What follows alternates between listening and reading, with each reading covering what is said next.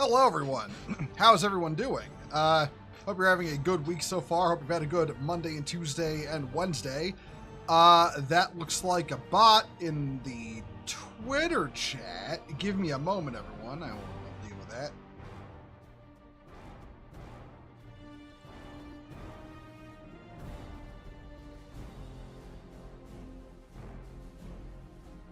Or not.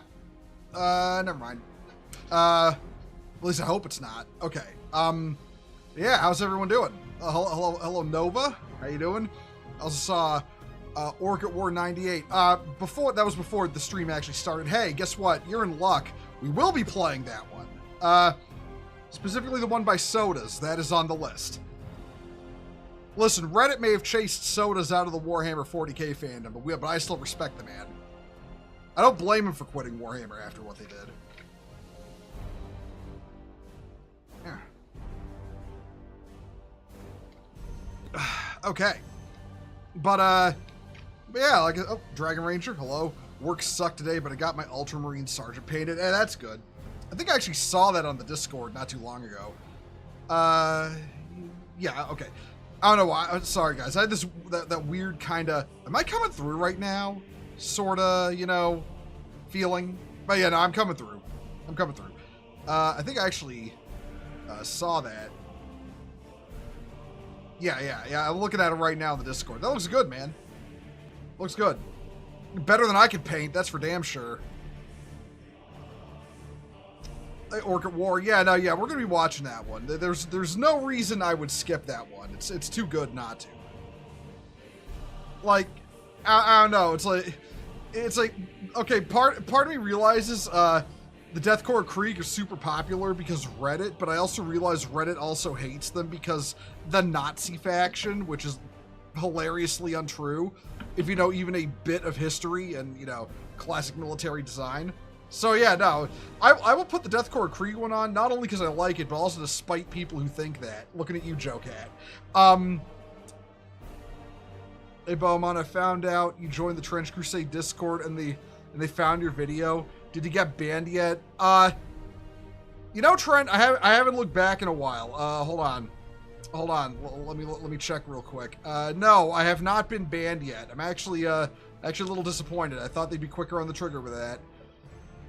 Though, to be fair, all I've done is say hi or howdy. So, yeah. Hey, speaking of drama, though, you know, just getting the an obligatory yap session in before we start. So, speaking of drama, how about Razorfist's video on Battletech Gothic that came out? I don't know if y'all watched that. It's pretty much him just you know, regurgitating the same tired talking points about Battletech being woke now, and also taking pot shots at Warhammer 40k, saying Warhammer 40k ripped off Battletech, which is hilariously untrue and hypocritical of him, considering Battletech ripped off every popular anime at the time and then got sued for it. Listen, I'm just saying, it's right to hate Harmony Gold, okay? It is right to hate them for their copyright trolling. Their lawsuit against FASA at the time, the first time it happened, was entirely justified, because FASA should have had enough business sense to realize they weren't getting the license for their mech designs from the proper people. Like, that's just business 101, okay? Yeah, really, the Death Corps are more World War I. Yeah, they are.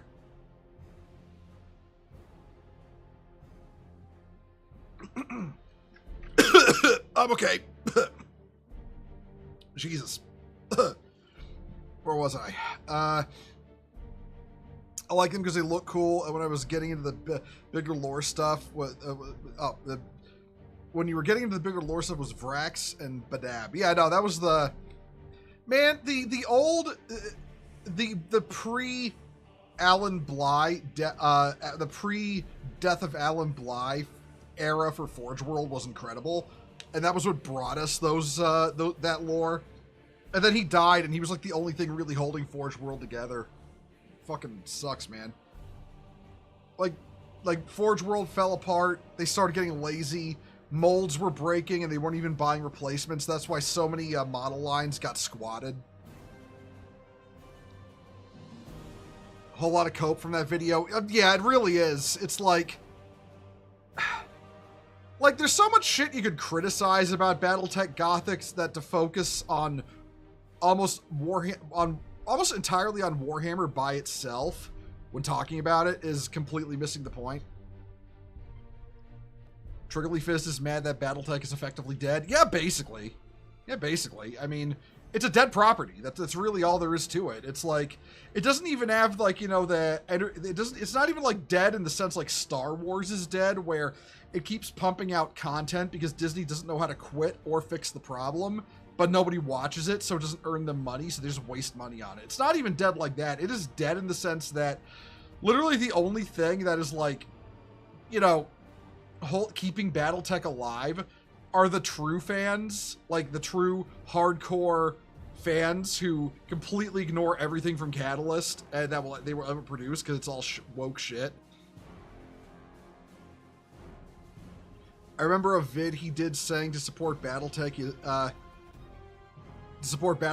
is don't support Battletech. Yeah, no, I've seen that video. That's actually a good video. I will say that. That, you know, find the old books. They're easy enough to come across. 3D print your models, like, or buy from 3D printed sources. Like, Battletech is small enough in scale that it's the kind of game where you actually can get away with getting your minis 3D printed. You know, it's not like Warhammer where, you know, you have to buy so many minis, and also the only really cost-effective way in that case to 3D print would be to do it yourself, and that's just not doable for a lot of people. And like I was talking about last time when 3D printing got brought up. But Battletech, you buy like, you know, 4 mechs and maybe some tanks, and basically you're good.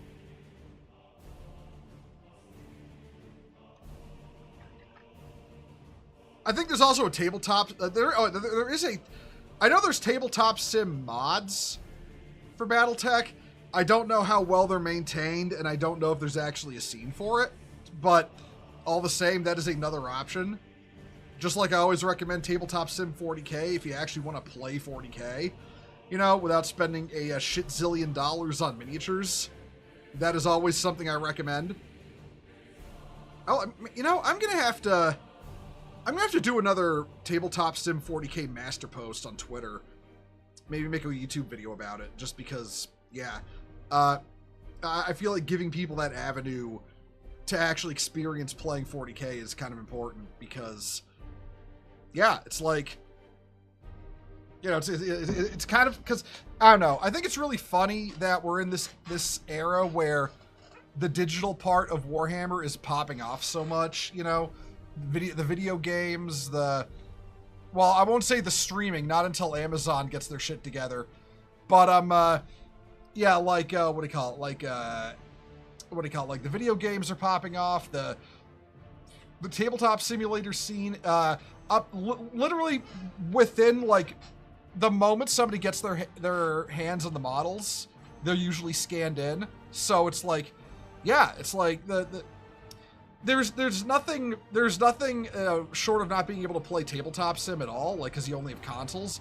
There's literally nothing that says, you know, you can't just play 40K on your PC. Because, like I said, the digital scene is taking off, and it really is Games Workshop missing a massive opportunity to actively endorse something like Tabletop Sim 40K. Like, it is a massive, massive missed opportunity for them, because if they could monetize it, they could earn a lot of money off of it and get more people actually playing. Because I guarantee you, people who don't have avenues to play, or maybe are like people like, as I say, the kind of social anxiety that keeps you from actually going to a comic and game store to play, you know, that will absolutely latch onto that, and it won't hurt miniature sales either. Because there's just something that can't be replaced, you know. Playing the game digitally can't really replace the whole owning your own minis thing. I don't think a lot of people realize that. And I think Games Workshop realized that least of all. You know, not a shot at playing it on Tabletop Sim. It's still fun, but that's just the simple fact. Like, you know, the feeling of owning your own dudes, your own Warhammer dudes, and being, but, you know, is an entirely different feeling from actually getting to play.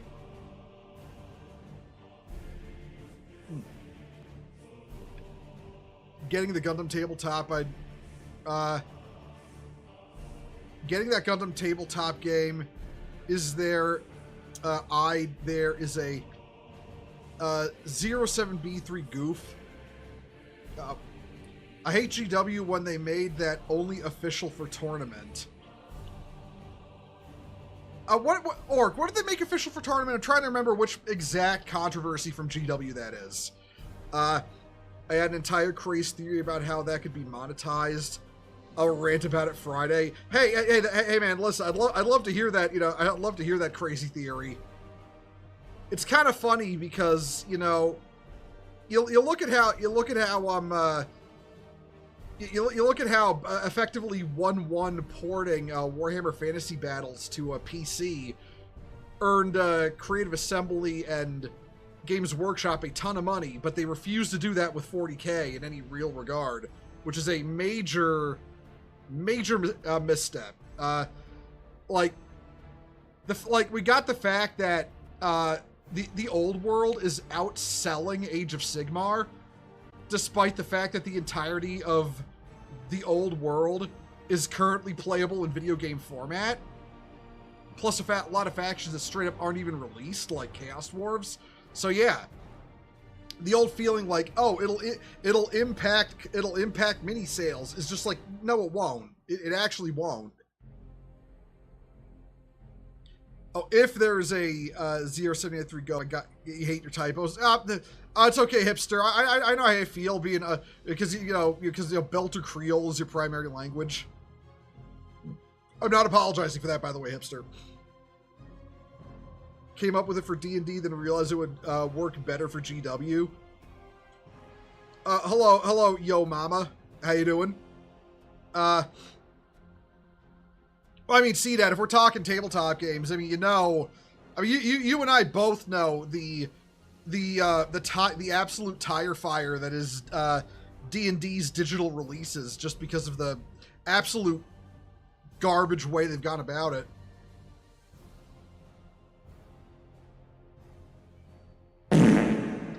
I'm guessing that's Chanka. Hey, Chanka, how you doing?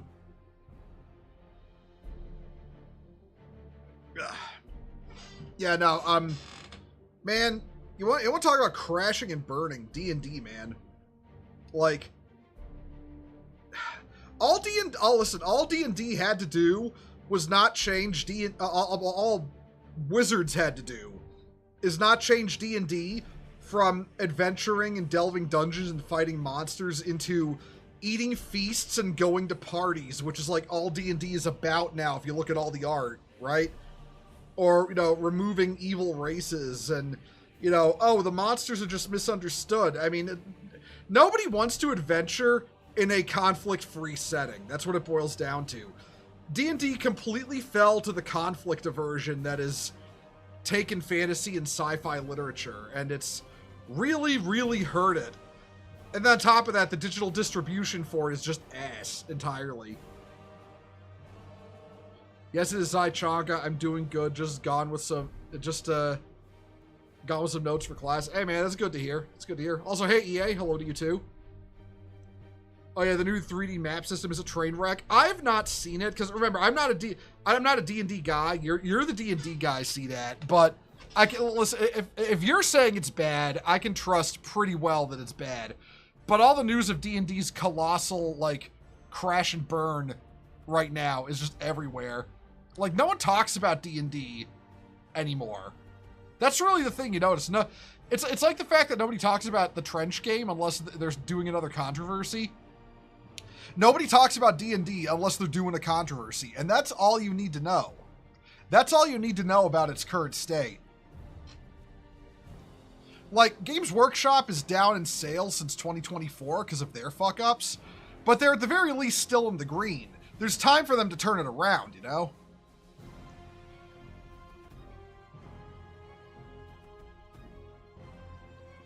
It was created to look like Baldur's Gate 3, but it was made to be hyper-monetized. Yeah, man, that's just that right there is going to be too difficult to work with, you know?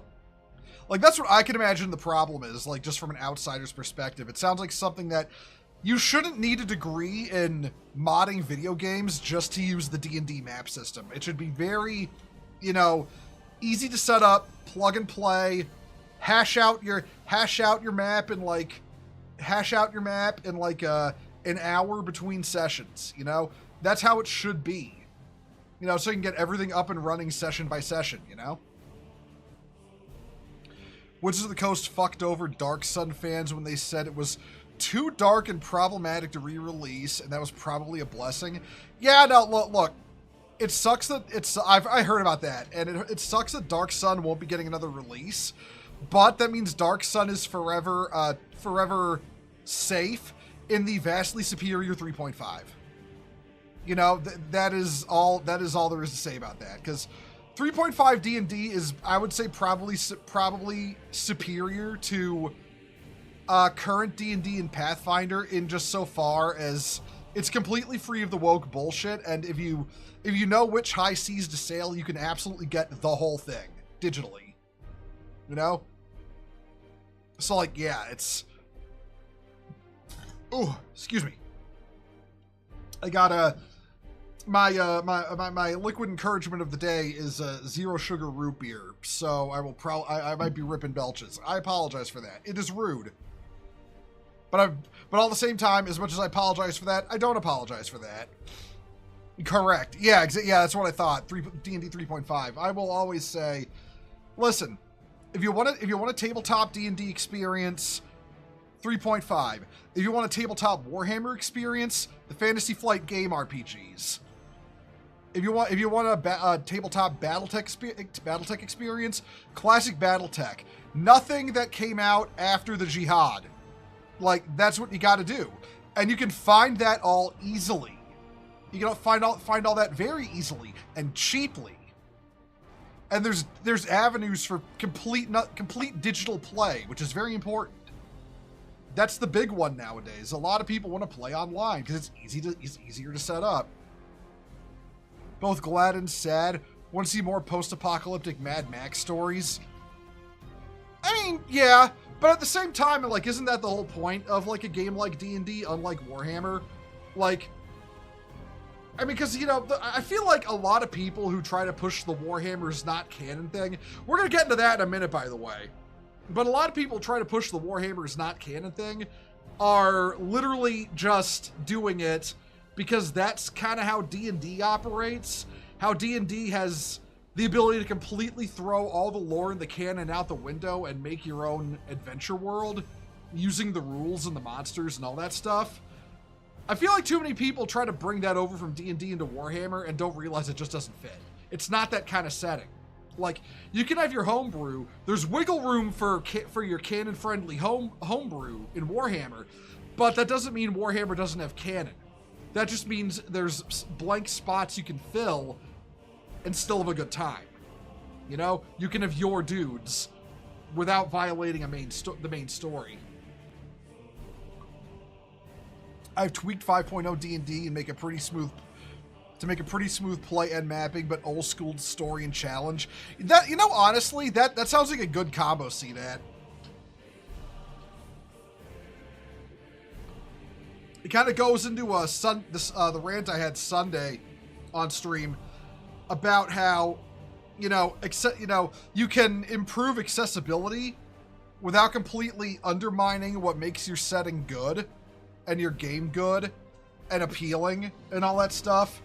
You can improve the avenues of entry and lower the barriers of entry without completely fucking yourself over, and that's the proper way to appeal to normies, rather than the lie that companies were sold, where you have to file off all the edges off your setting. And that's kind of like that, you know. You can have 5.0's 5.0's attempts at, you know, accessibility improvements without completely fucking D&D as a concept in terms of lore and gameplay and challenge and everything. I'm sorry to hear all my favorite franchises were getting fucked over by cringe shit. I mean, listen, listen, if it gets bad enough, all you really got to do is just pick a stopping point, honestly. Like, that's really all you got to do. Like if Games Workshop, like, doubles down on wokeness, I really doubt they will if they want to keep earning money. But if they don't, then, like, I'll just say, I think 10th is probably the best stopping point. Because you can easily iterate off of 10th.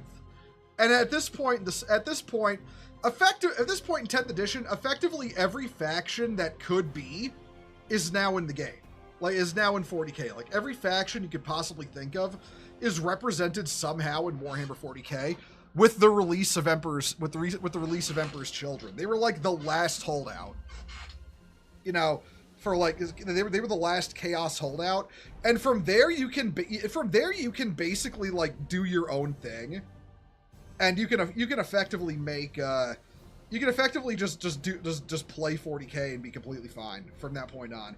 Everyone's represented, you know, every faction is represented. You've got rules that you can iterate on and customize. So 40k continues to go to shit. I'd basically say the good stopping point is probably 10th. Of course, we won't know that till we see 11th. I'm hopeful, though. I think it's pretty clear Games Workshop is getting the message, especially with their how their release cycles are changing.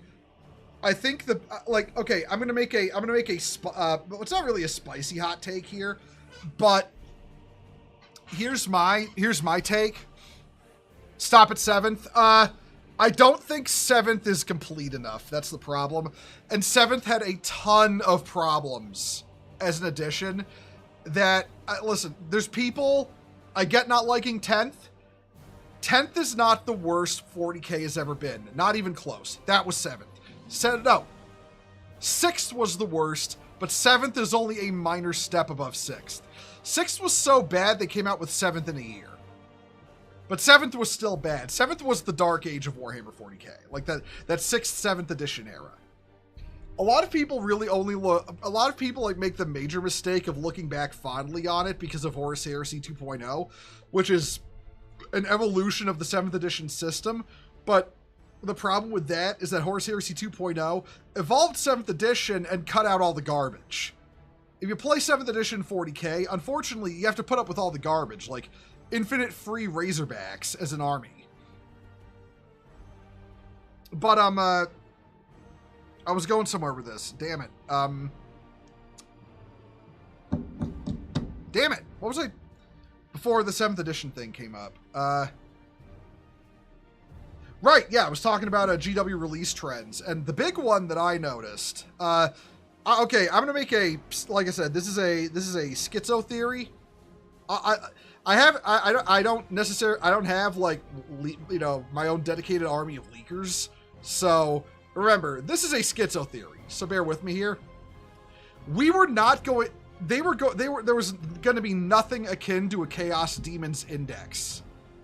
In, like, you know how they released it during the Grotmus calendar, the Chaos Demons Index? We weren't going to get one of those. We weren't going to get one of those. They were going to completely destroy the Chaos Demons Codex as a concept, and they were just going to have the releases in the Chaos Space Marine codexes, with most of the demon faction options being gotten rid of. Do you want to know why I believe? You know why I believe we got a Chaos Demons Index? Because of what happened with the Death Watch. Like, that's what I believe. GW, like, I legitimately believe the reaction to female custodes and the reaction to Imperial agents in the Death Watch lit a fire under Games Workshop's ass, and it's been driving them to change their tone with how they work 10th edition. Like that's something I genuinely believe. Like, they got the wake-up call, and that's why when the Grotmus calendar came along, they released a Chaos Demons Index along with the Death Watch Index. Like, the Death Watch Index was the obvious one, because that army had been effectively squatted. But I think they were going to do that to Chaos Demons too, and then they saw the backlash and were like, "Oh shit, we can't get away with this. We better release an index, guys." And then they did. You mean by lore? I'll be completely honest. I was going through a black pill period for a while, but I will say this complete full disclosure. Other than fuck ups in the Custodes and the Custodes Codex and the Eldar Codex, the lore for 10th has been fine. The lore for 8th through 10th has been fine other than that. And again, I'm pretty certain Games Workshop has got the message now. I firmly believe they have. They can't keep taking hits to their publicity like that. Unless they want to completely collapse, because Games Workshop does not have the money to sustain that. They just don't. Hey, Matthew Meyer, how you doing?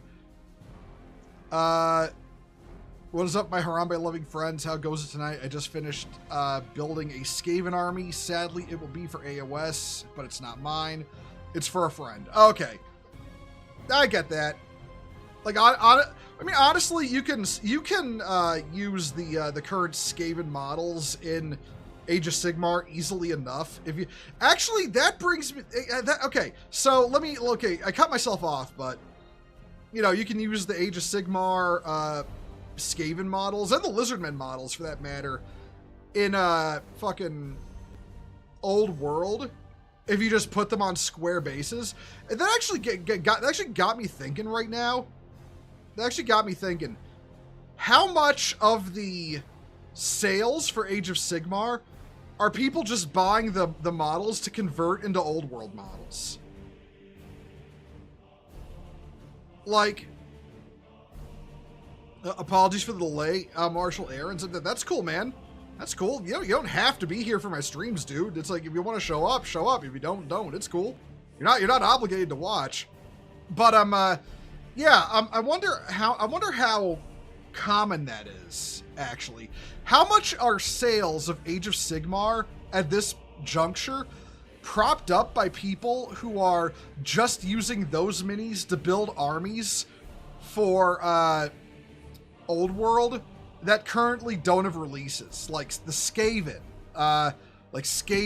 Chaos Demons, and all them, you know, what was another one? Skaven, Chaos Demons. Trying to remember.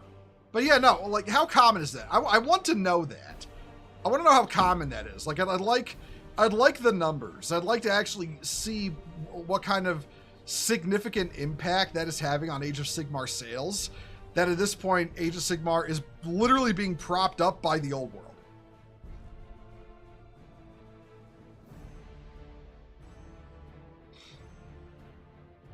In other news, apparently Destiny 1 pre-Taken King had Staten planned, and the cut was really bad. Cut characters, factions, and completely different story. Oh yeah, no, I've heard about that, hipster. Listen, if I had like a nickel for every time Destiny, Bungie set up a Destiny release, had to completely scrap the story and start from scratch at the 11th hour and release a garbage piece of content, I'd have a fuck ton of nickels, I'm not gonna lie. It happens so often. When I saw the Stormcats, I could see them being converted into Blood Angels.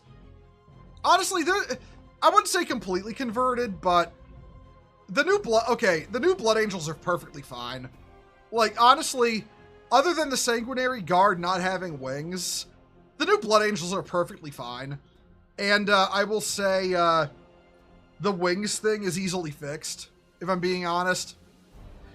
I mean, you shouldn't have to convert your way out of it, but it's an easy conversion. So, yeah. Like, I think like the releases were fine. I wouldn't say they were groundbreaking, but they were fine. That the wings for Sanguinary Guard were the hitching point, though. Like, as I said, it can be fixed. You shouldn't necessarily have to fix it with fix it with bits, with conversions, but the option is there at the very least. your dad quit Warhammer because of Age of Sigmar. I believe that. I believe that, honestly. I fully believe that.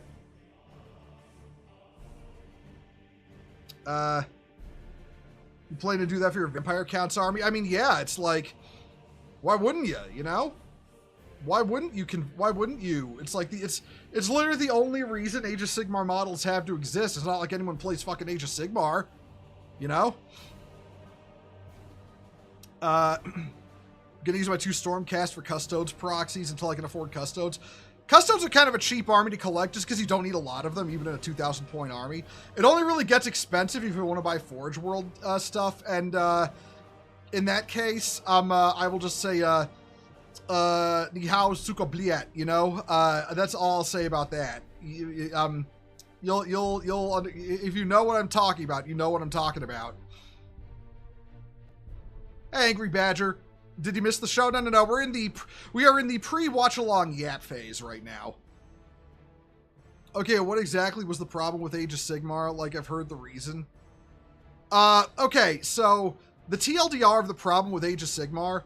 So, it's, I think, 7th or 8th edition Warhammer Fantasy Battles. You know, that was the old world before it was the old world.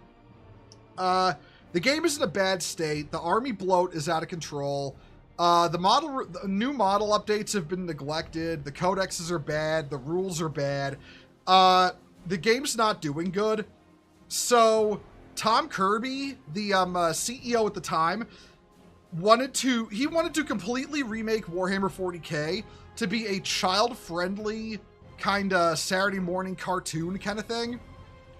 So he decided to use Warhammer Fantasy Battles as his experiment. That's when he starts. He completely retcons the Storm of Chaos. That was the previous big lore event in Warhammer Fantasy Battles. Starts a new lore event called the End Times. Comes up with the most arbitrary way to completely end the world in Warhammer Fantasy Battles. And then says, we're launching a new game. It's called Age of Sigmar. It's called Age of Sigmar. There's going to be no points. There's going to be no points at all. Just bring whatever models you have to a game. There's going to be no army building rules, you know, no force organization. Oh, by the way, Tomb Kings and Bretonnian players, your armies aren't getting ported over. They're going to be completely useless. Fuck you. Everything you worked on is worthless. So yeah, basically Warhammer Fantasy Battles died overnight. They came out with a garbage inferior game. They have not been able to release a successful edition of it ever since. Every single new edition of Age of Sigmar has flopped. The miniatures are bad. They're bad. They're over-designed. Every Age of Sigmar mini that looks good is a mini that could fit into Warhammer the Old World. All the ones that, you know, that would like exclusively Age of Sigmar models are the most over-designed garbage ever. Like, it's like they get a good design idea and then just keep adding more shit on it, like for 3 hours after they had a good model, you know? The new Stormcast stuff is a great example of that. It is so over-designed. And yeah, like I said, the only stuff that looks good is basically just stuff that wouldn't look out of place in Warhammer Fantasy Battles, because it has the old good design philosophy of Warhammer Fantasy Battles. So Age of Sigmar has been the redheaded stepchild of GW ever since, and you know, then they release Total War Warhammer on PC. And Vermintide on as well, and those games take the fuck off, become super popular. They make Warhammer Fantasy Battles a household name among video game players, and then those people find out the setting they love doesn't technically exist anymore because the tabletop game got nuked, and then Games Workshop was like, oh shit, what do we do? So they brought back Warhammer Fantasy Battles as the old world, and they pay some lip service to the idea that, you know, it's a prequel to Age of Sigmar, but I'm going to be completely honest. Give it 5 more years, they're either going to branch off Old World into its own setting, or they're going to squat Age of Sigmar entirely. One of those will happen. Clip that. Somebody clip that. You know, you can clip that. That is what I'm saying is going to happen. They're either going to branch that shit off into a pair of alternate universes from each other, or they're just going to squat Age of Sigmar. One or the other. It will happen.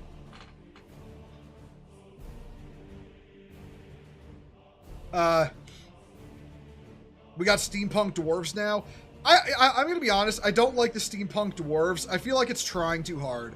You know, a lot of the factions for like Age of Sigmar original factions make no fucking sense, or no fucking sense, or phone. Nobody asked you. Shut the fuck up. One moment, everyone.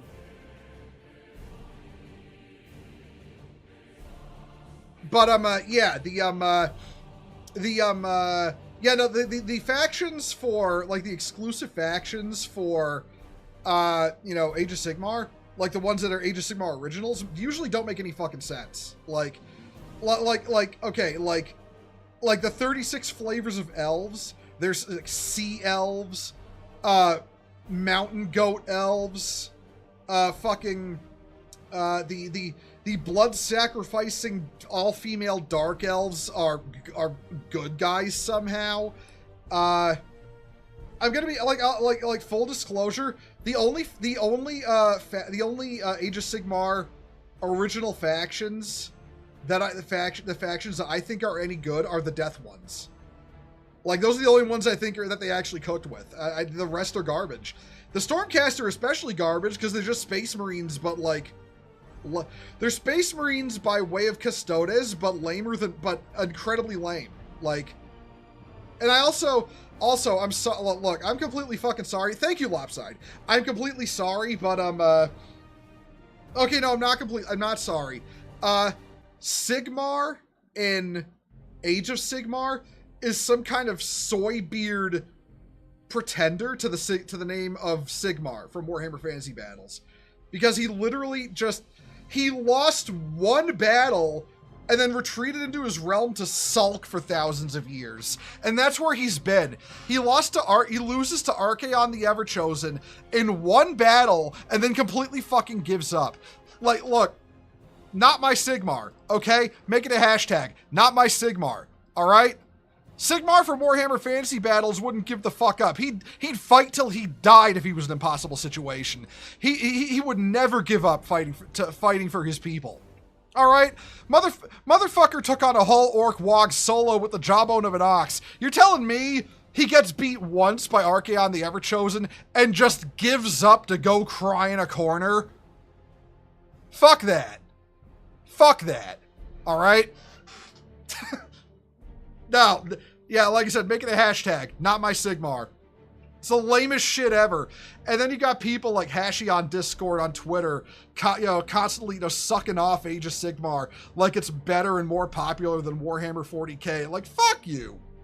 Fuck you. No, it's not. We got the numbers. We got the fan engagement. We got the fucking release windows to prove it. When was the last time they released a fucking Age of Sigmar novel in a given span of time versus the same span of time in Warhammer 40k novels? You go ahead and count it. When was the last time Age of Sigmar got a video game? When was the last time they got a video game that sold? You know, when was the last time they got, like, even fucking Warhammer Plus, scant as their animation release schedule is, Age of Sigmar gets the table scraps. 40k gets fucking everything, okay? The writing is on the wall for Age of Sigmar, all right? Nobody fucking likes it. Nobody fucking likes it. That's just how it is.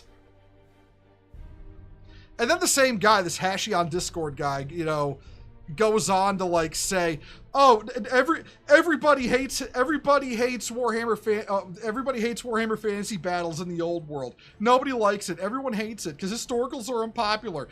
Bitch, it's better than fucking Age of Sigmar in every objective sense. This isn't just me fanboying. This is objective, inarguable fact.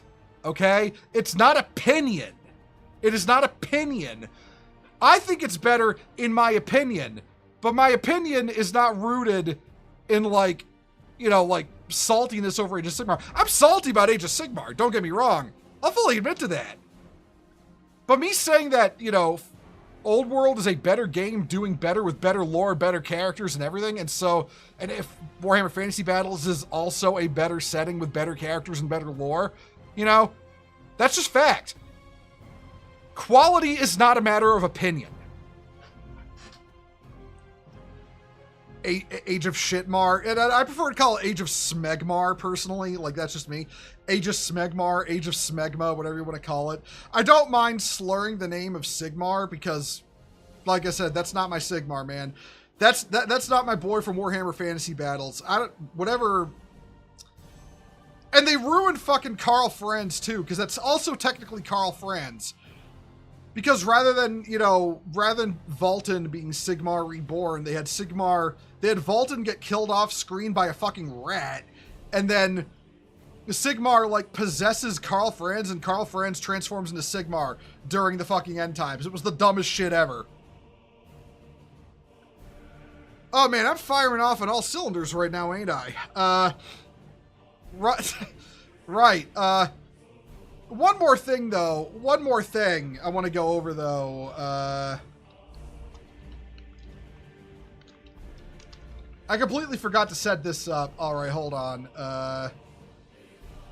Yeah, I know I've got her blocked. Hold on.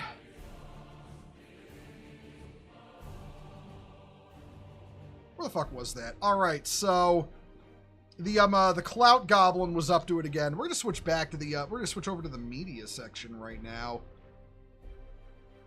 So one moment, everyone. Oops.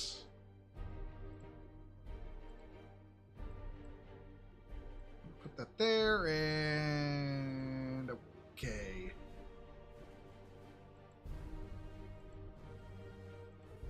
And there we go.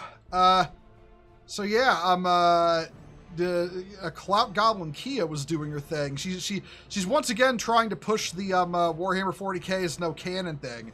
I figured before we get into the short films or the fan films, this should be addressed.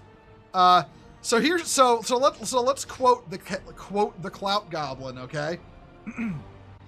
People who lack personalities dislike this, but this is the mentality of GW and always has been. Warhammer 40k is a silly, goofy sandbox to have fun in. Lorekeeper nonsense is sad roleplay and real hobbyists don't take it seriously. And of course, she dropped a 5 on likes, as she is wont to do. Because she never gets engagement outside of buying likes or her own dick-sucking sycophants. But, right, so let's actually read the quotes here. Yeah, okay, so, we got a quote by, Gav Thorpe. With Warhammer and Warhammer 40k, the notion of canon is fallacy. Warhammer and Warhammer 40k exist as tens of thousands of overlapping realities in the imagination of games developers, writers, readers, and games. None of those interpretations is wrong. And then we have a quote by Andy Hoare, who's a game designer at Games Workshop and also a Black Library writer. It all stems from the assumption that there's a binding contract between author and reader to adhere to some non-existent subjective structure or true representation of the setting. There's no such contract and no such objective truth. Eternal Hack Fraud, Aaron Dembski-Bowden, who co-author of the Horus Heresy series. That is such a pretentious title. He is not the co-author of the Horus Heresy series. He writes books in it. Okay? There is no canon. There are several hundred creators all adding to the melting pot of the IP. And then there's Mark Gascoigne, chief editor of Black Library, and this is what he has to say. Here's our standard line. Yes, it's all official, but remember that we're reporting back from a time where stories aren't always true, or at least 100% accurate. If it has a 40k logo on it, it exists in the 40k universe, or it was a legend that may as well have happened, or a rumor that may or may not have been truth behind it. Here's the problem with all of these. These are just opinions.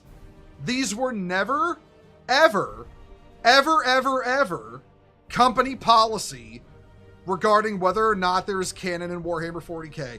These are the opinions of people who write for Warhammer, but they are not facts about Warhammer. This falls into the fact of canon that, one, you cannot deny canon or make canon through interviews, and two, if you publish it, until you make it very clear it's not canon, then it's canon. That's how it works. It does not matter what these people think. The company, the higher-ups, the people who run Games Workshop, disagree with them. And they cannot alter canon or alter policy through their words in interviews. That's how it is, and that's how it always will be. And if you disbelieve me, we're going to take a look at something. Now, for those who don't know, this is on the Black Library website. Okay, this is the summary. This is the summary of the novel Space Marine by Ian Watson. For a little context, no relation to the video game series. This is I want to say this was like the second novel for Black Library ever released, back when they were still 1993. I think 93 was second edition or late in first. But okay, let's see what it. Oh, what's this? If there is no canon, it would be impossible to make tabletop RPGs or video games. There has to be a framework or laws in the setting. Exactly. If there's no canon, there's no setting. If you have a setting, you have canon. It's not up to it's technically not even up to the author, you know? If you have a setting, you have canon. It's that simple. But okay, let's read this. This is from the Black Library website. You can go check it yourself anytime, okay? Space Marine, a classic Warhammer 40,000 novel. Believe us when we tell you that Space Marine is quite unlike any other Warhammer 40,000 novel you've ever read. First published in 1993, though completed some years earlier. Okay, it would have been completed around the time of first edition. At a time when the background of the Warhammer 40,000 universe was still in a state of flux and not yet fully coalesced, you will find such wonders as squats, Zeech worshipping squats at that, alongside Space Marines controlling Titans, Space Marines with lasguns, the Pain Glove, and more than a small amount of toilet humor. Oh, and a Zote! How can we forget the Zote? Although the temptation was great to rewrite significant portions of this book to make it conform to current background as a curiosity piece, as a historical snapshot of the Warhammer 40,000 universe, circa the early 1990s, this book is invaluable.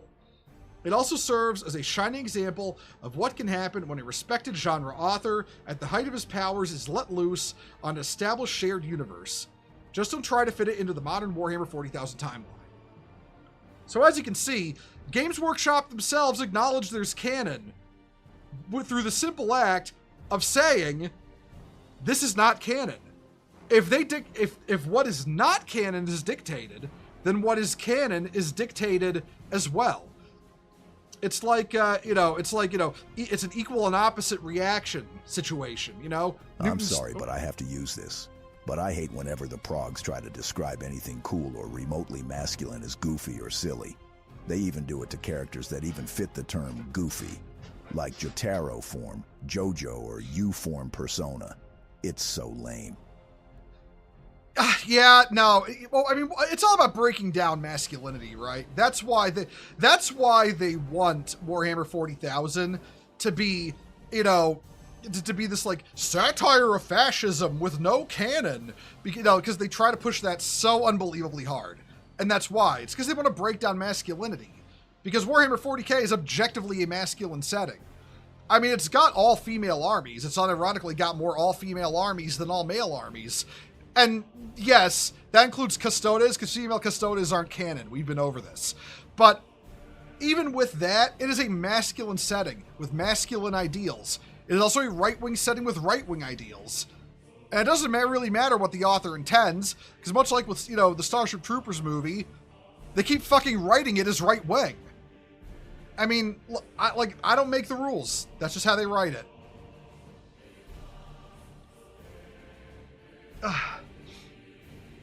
But yeah, that's really that. Like, I just had to bring that up. I'm really sorry, everyone, but I just had to bring that up because, goddamn, man, it's so stupid that, you know, these unironic fucking tourists actually believe that shit. And believe me when I say, Kia, because I know you obsess about me. I'm in your head rent free. I know that for a fact. I've got the details. You are a tourist and your opinion doesn't matter. So yeah, educate yourself on Warhammer and then get back to me. Though I know you won't. You're too busy taking a picture of your Titan with your tits out. But anyway, right. So we are about an hour in. So we're going to start, we're going to do the thing. Let's see. How are we looking on full screen? Yeah, full screen works. Full screen works. I'll just switch off it when we go to the thing, turn the stream music down and off. You gotta love it when you live rent free in some idiot's head. I mean, yeah, that one person I called a clown because they said Imperium fans are not chill. They've been doing nothing but screaming about that for days now. I forgot they fucking existed until I saw all of their, you know, fucking posts that got pointed out to me by somebody. Like, holy shit. But anyway, enough about them. Oh, okay. So we're getting into the fan films now. This is something I wanted to do because this is just, look, Games Workshop, they may hate Warhammer 40,000 fan films. I don't. I love them, except for Texas Beach Device. That one sucks, but I love them. What can I say? It's it shows how passionate and, you know, how passionate this fandom is and how much they you know, love this setting, that they'd sink so much free time into making fan films of it. This is a select collection of them, ones that I thought were cool, looked cool, or, you know, wanted to watch. There are some I have left out for one reason or another. Like what do you call it? Like okay, the ones I left out that I wanted to include are, I'll make this disclaimer right now. Was The Last Church, because that one got hit with actual copyright because it basically just, you know, quoted the whole damn short story. So I don't know if I can actually, even though it's still up on YouTube, I don't know if I can actually watch that one, like, legally, you know? And I've already been shellacked over breaking copyright over what I thought was public domain at least once. I'm not gonna watch. Okay, it's actually on the list. The Awakening, and even though it's really cool because it's an hour long, like a third of the stream would be dedicated to that alone. And on that note, I'm not gonna watch Hell's Reach, even though that's up on YouTube and you can watch it freely, because that's 2 hours 15 minutes. I'd be here all night. So if anything, I will probably dedicate other streams to Hell's Reach and The Awakening. So I'll probably be doing this again and watching those, but when I can dedicate more time to it, you know? So I'm just going to say that ahead of time, because I want to watch those, but I'd be doing this all night, and I know some of y'all can't stay for 5 hours of Warhammer short films. We can stay here all night. I know, but I know a lot of people also can't. Time zones, work, etc. So, like, you know, I don't want them to miss out. So, yeah. On that note, we are starting with what is effectively the OG Warhammer short film, Guardsman from 2018. This Faith is our shield. All right, Ultimate Leviathan, thank you for the follow. Welcome to the Crusade. But yeah, this is called Guardsman. It's effectively, hey, dweeb. Thanks, man. You're a dweeb too. All in good fun. Don't worry. But yeah, this was one of the OG Warhammer fan films, and this one was made by the guy who would then go on to make Hell's Reach, get hired by Games Workshop, and then go on to make Angels of Death and the other related films in that regard for GW. So this is the only live action one, by the way. But this guy would eventually go on to make Hell's Reach and get hired by Warhammer themselves. I will apologize. Not all of these will have subtitles. I apologize for that. So we'll just have to take that as we go. So yeah, we're going to start the first one now. This is Guardsman from 2018.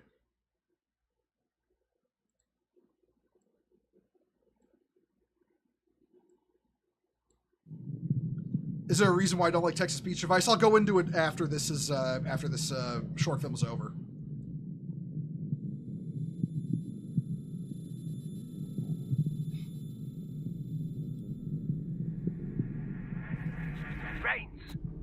Guardsman Reigns. Where in all the hells are you?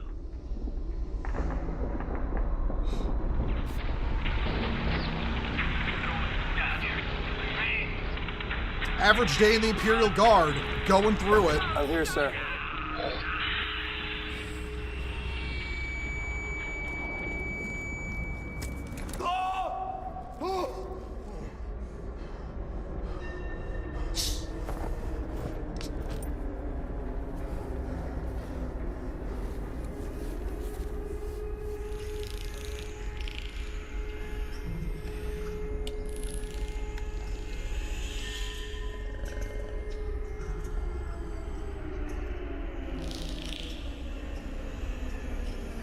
Hey, Heliosphere, how you doing? We just started the short films. This is the first one. It's called Guardsman.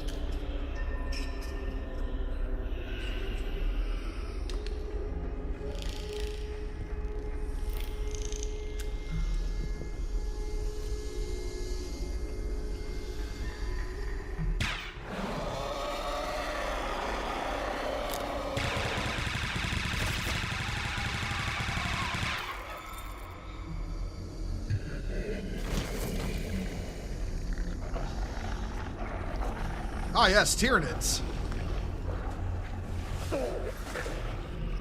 Like, I know he's standing up on a compound fracture, but real talk, he's probably just... Xena scum. He's probably running off adrenaline and hate right now, you know? Average Tuesday for the Guard? Yeah, real.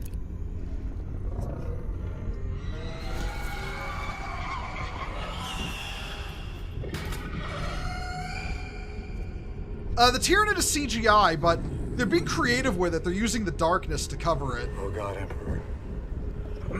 Overseer makes things all right. Whose power none can resist. Grant me the strength to defeat thy enemies. Grant me the will to defeat the beast. From your grace. I shall know no fear.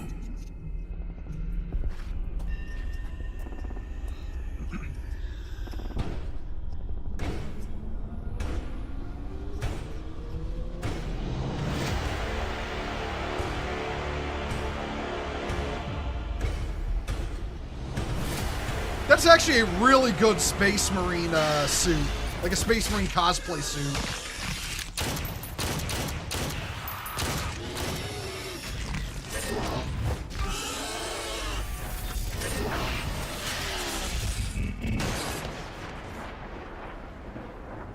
Helm seems off a little bit. I'd say mostly due to proportions. There is a dude in there after all. That's a physical suit.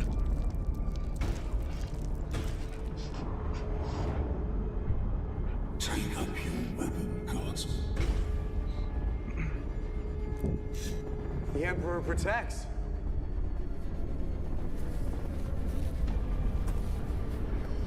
Yes, he does.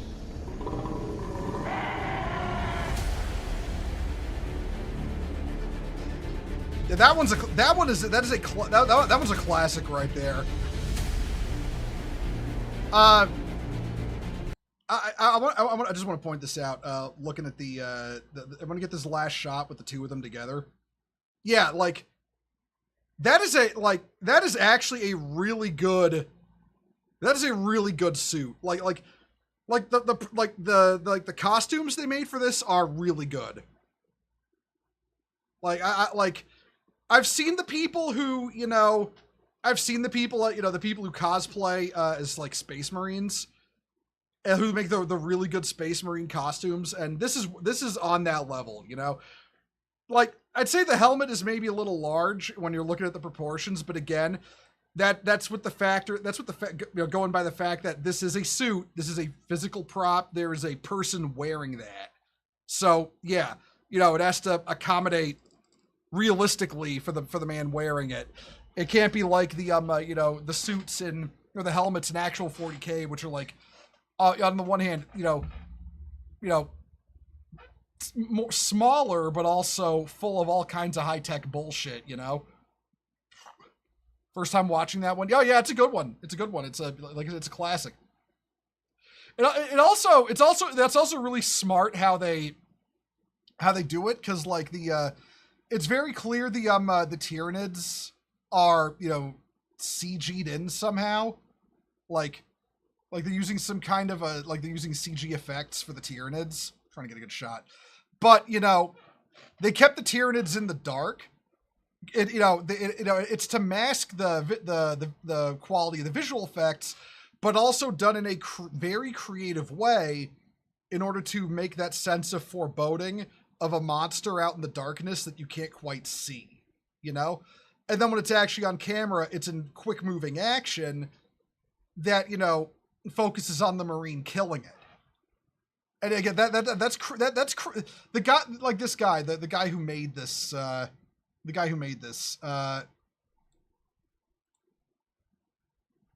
think it's Bowman Modine, if I'm pronouncing that right.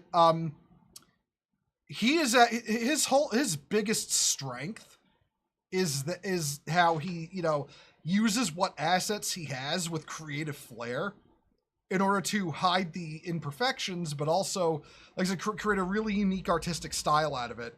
Hell's Reach, and Angels of Death are full of that, and it's why they're so good, you know. Yeah, this was called Guardsman. Okay, I'll answer a question real quick. It was back up here. Why don't I like if the Emperor had a text-to-speech device? Because one, Alpha Busa. Alpha Busa's personal politics, I'm against those. He's Antifa, and so he's a fascist. I'm against him. I'm against him and against that.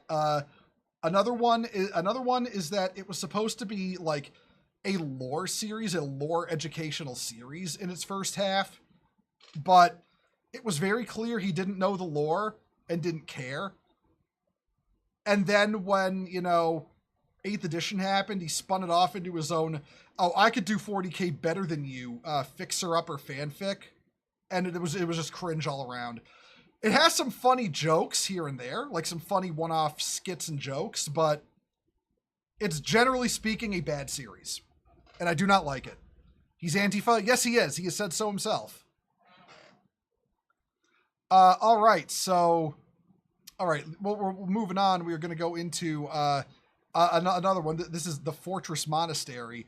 Not a lot of story. There's no real story in this one. It's just like cool looking and vibes, but we'll watch it. This one goes out to all the Blood Angels fanboys in the audience.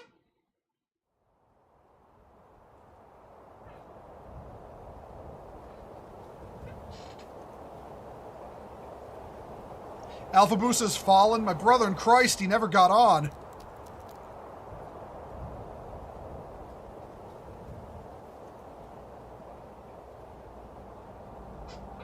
Is your average day on ball? It sucks here.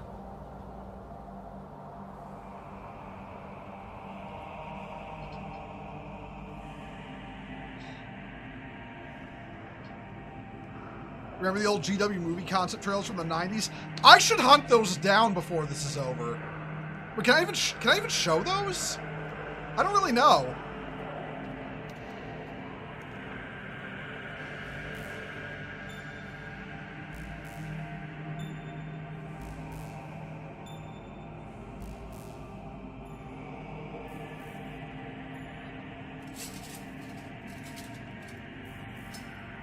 Imperial and Fista enjoyer, this Iron Warrior sends you this. Hey, listen. I don't mind Iron Warriors. Someone had to be the rival that always loses the Imperial Fists.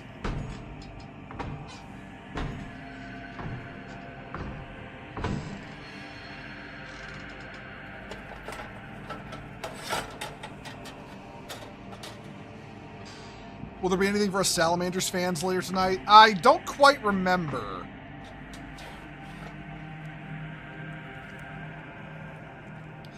What do I have for Angry Badger Minis, the Ultramarines fanboy? What do you call it? Listen, best I can do is Death of Hope, which is just Ultramarines getting shit mixed.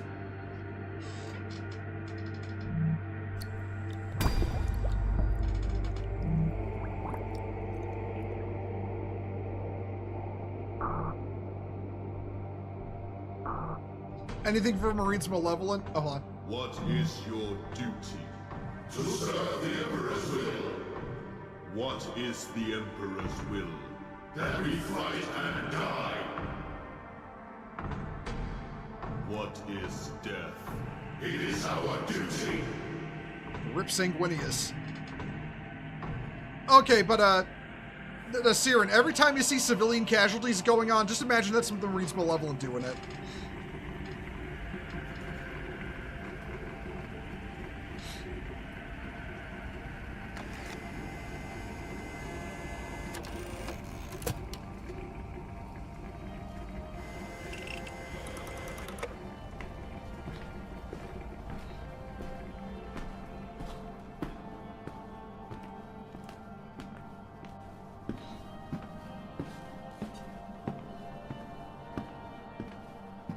Man, imagine being the bookkeeper in the chapter librarius.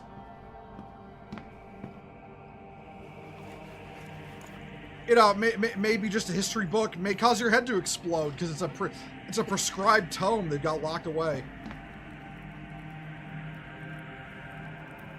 What is your duty? To serve the Emperor's will. What is the Emperor's will? That we fight and die. What is death? It is our duty. What is your duty? To serve the Emperor's will. What is the Emperor's will? That we fight and die. What is death? It is our duty. Have I seen Death of Hope, Dark Betrayal, or Only in Death? Death of Hope, yes.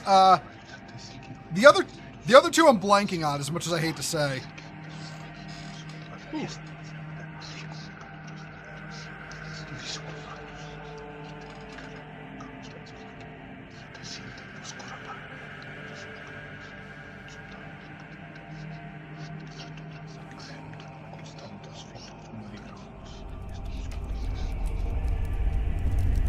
What is your duty?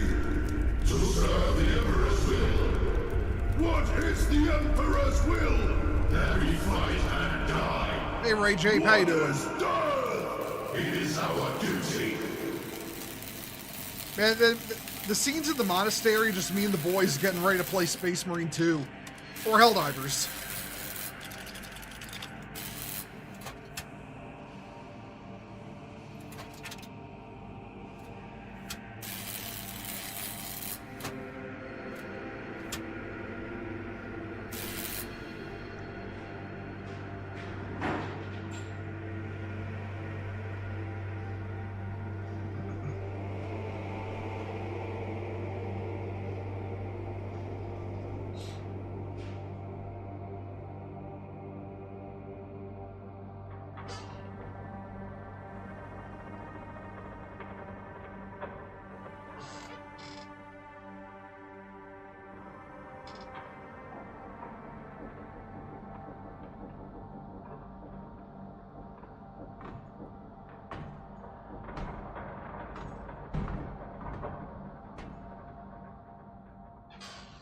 Yeah, that's that one. Like I said, that one, there's no real story. It's just cool visuals and vibes, but I mean, that's still really cool. Like, that's just, like, especially if you're a Blood Angels fan, you know? Oh, what's this one? His Angels.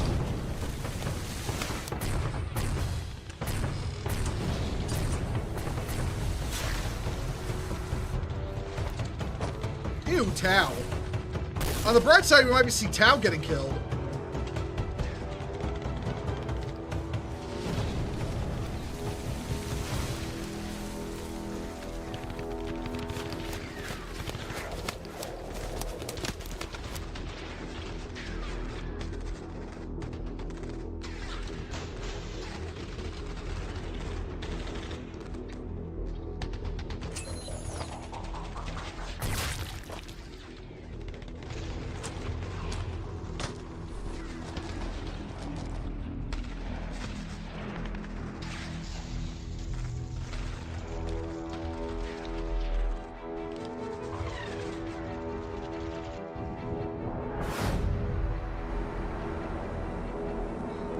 Oh, Blood Angels again. Nice.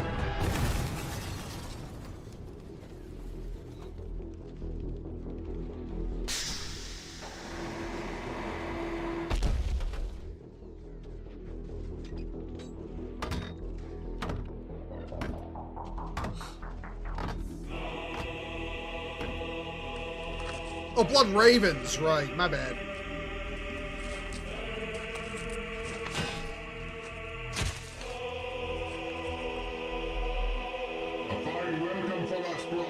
Return a greeting in kind. Ah, my favorite thing. Tau dying.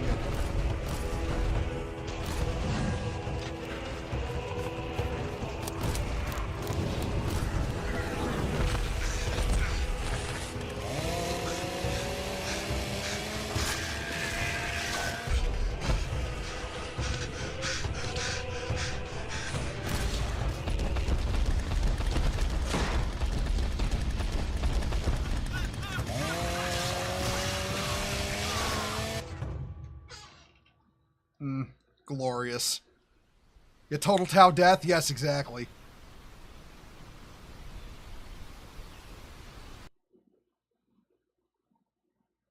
Oh, is there gonna be, Alright, what's next? The Faith, this one's called. You have a hard on now? Listen, I don't blame you. No, everyone likes watching Tau die, man. Even Tau fans, as much as they don't want to admit it, because, listen, if you're a Tau fan, you're probably a bottom. Just being real here. You don't think the Blood Ravens like weebs? I mean, listen, the Tau aren't weebs, they just have mechs. Unironically, the Eldar are bigger weebs than the Tau, because they're the ones with the shuriken rifles, okay?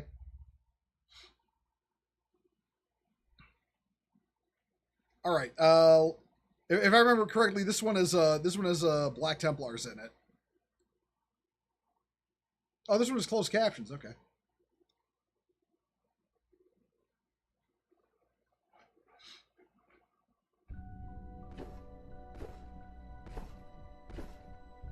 Where darkness falls, I shall bring your light. Emperor, give me strength to fight.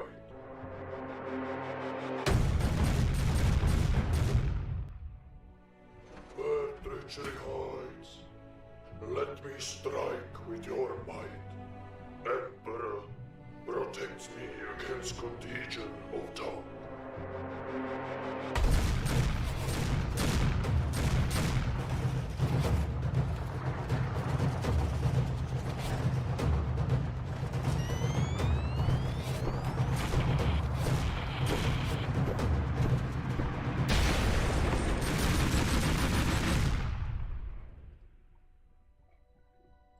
My boys, the Templars.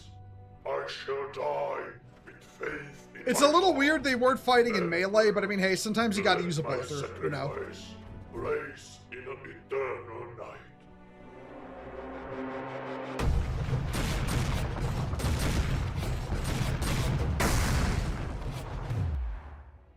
Imperator vivit, Imperator regnat, Imperator amor male.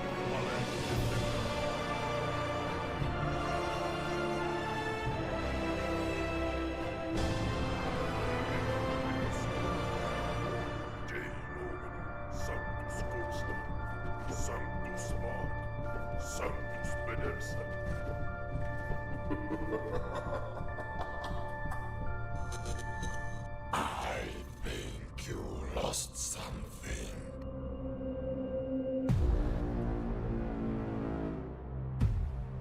Who would win in a fight, Farsight or Helbrecht? Helbrecht. Even a Tau fights in melee is only pretending to fight in melee. Brothers, I still remember days when I used to kneel in despair prayer to your false god. It's ironic, isn't it, cousins? Ew. Chaos. Cringe.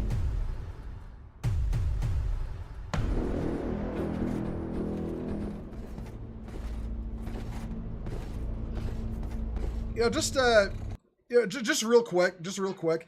Watching this reminds me of the fact that Games Workshop picked up a fan animation team out of Russia to make a Black Templar themed animation. And then when the war in Ukraine happened, they just burned the contract with them and completely threw the project out. Completely abandoned it. Because apparently a bunch of 40K fans who didn't do nothing are responsible for the war in Ukraine or some shit, you know?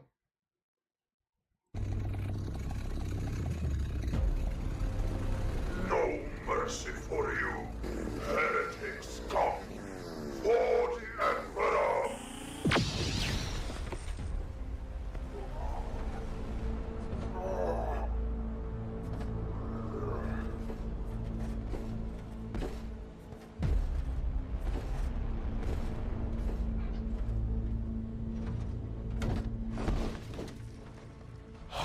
Rip my brother, he was a real one. And what about you? Aren't you going to charge us with honor and glory?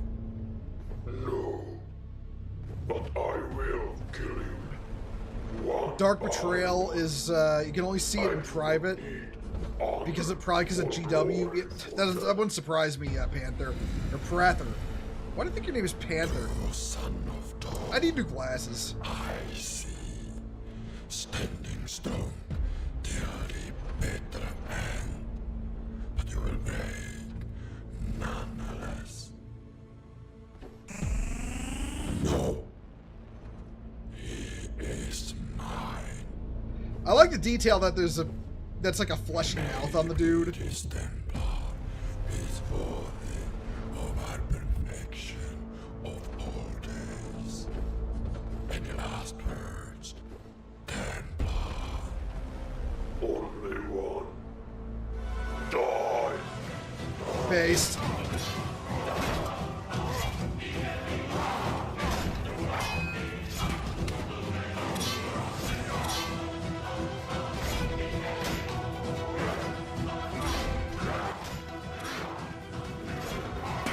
Man, listen, all my homies hate Chaos. Chaos is cringe.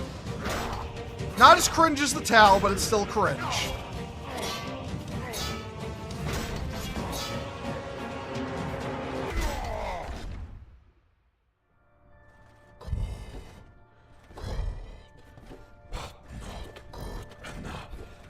Bo dealing with Warhammer trolls on Twitter. Yeah, true.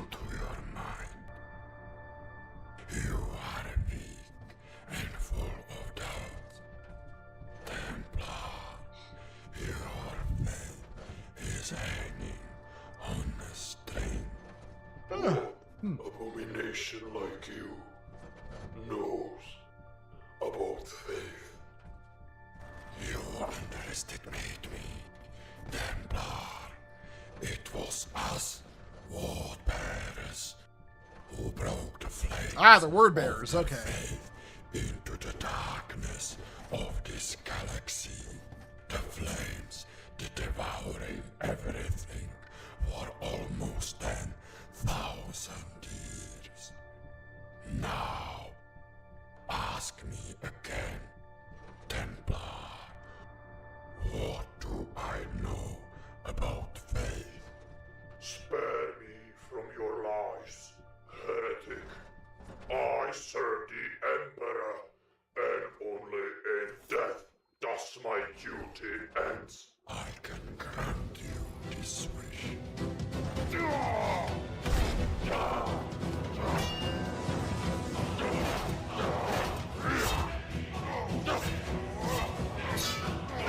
Mark III, coolest armor overall, but Mark IV is the best cuirass. Mark 7 and 8, best helmet. Honestly, my favorite... Maybe it's heresy of me to say. My favorite armor patterns are Mark IV and Mark 10. I unironically like Primaris armor. I think it's neat.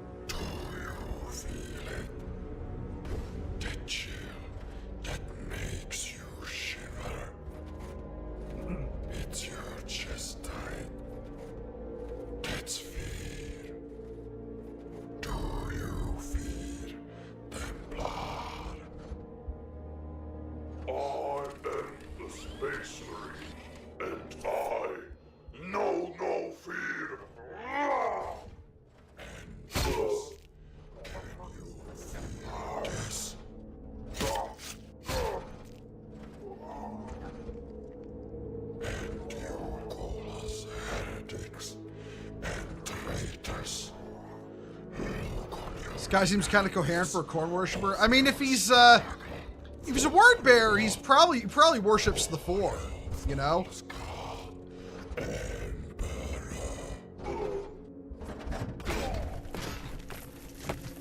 Plus, the higher up corn guys tend to be a little more together than the rest.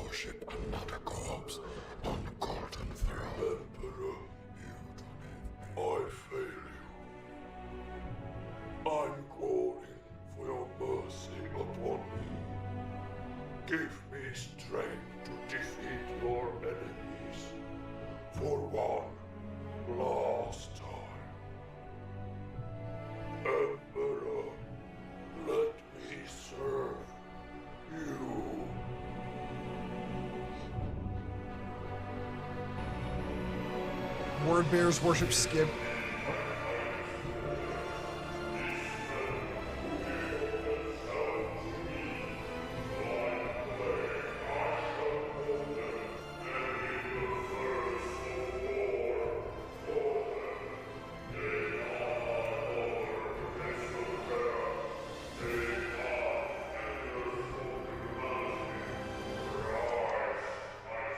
It's the classic origin quote of the Space Marines.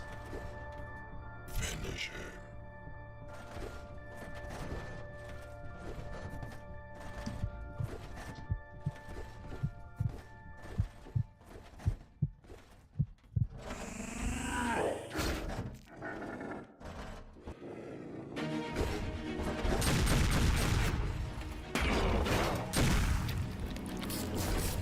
Based. Impossible. I broke you. Try roll it again.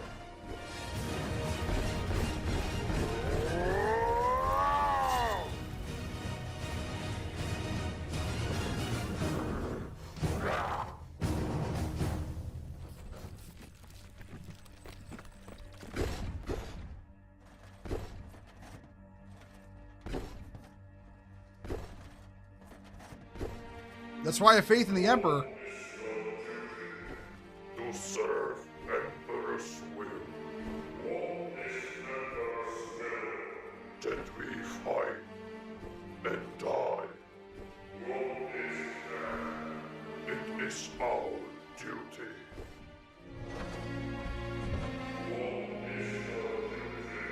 To serve Emperor's will.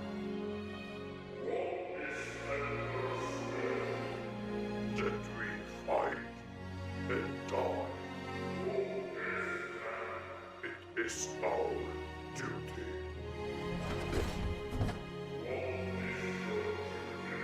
To serve Emperor's will. That we fight and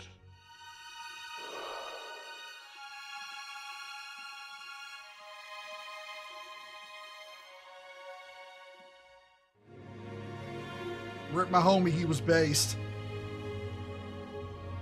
pretty good. Some of the animation is obviously amateurish, but like, that's not a mark against it, I don't think, because 90% of this stuff is just done by fans who want to make, you know, fan content.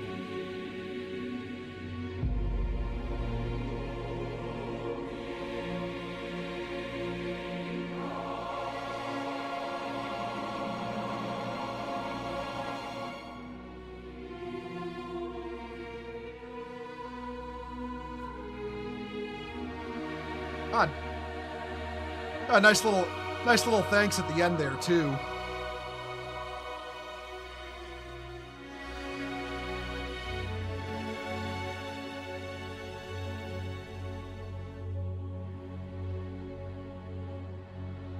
Oh, hey, speaking of Death of Hope.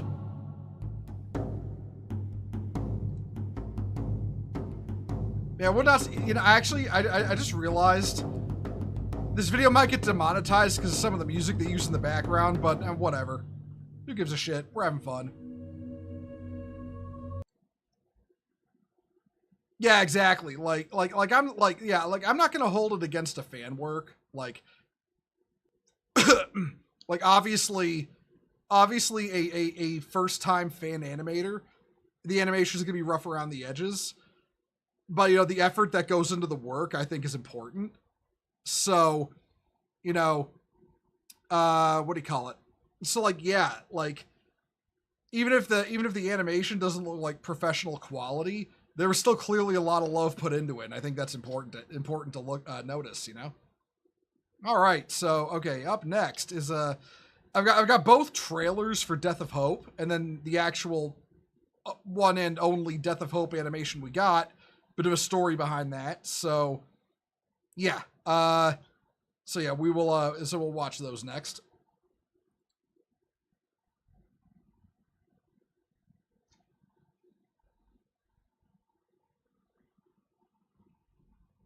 This one's, Horus Heresy related.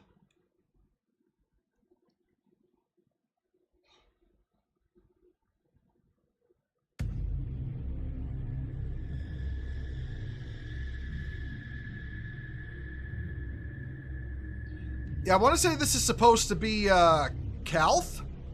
Like, this is supposed to be on Calth.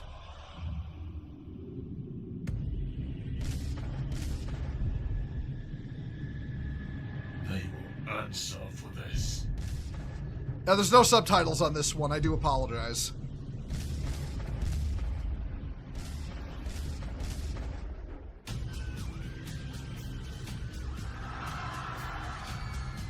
Death of Hope got into Warhammer as a whole. I mean, yeah, it's really neat. It's a really neat setting. Or, animation, rather.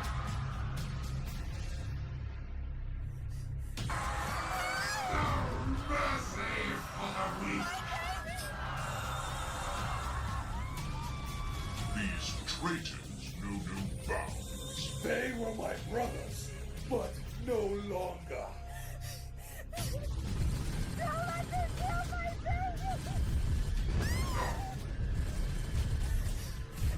The best pattern of Terminator armor.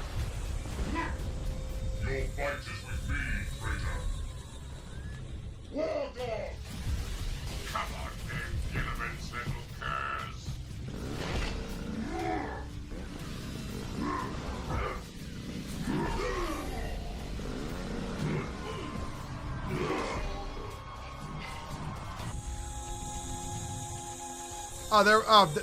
There's the obligatory Ultramarine repping for Angry Badger.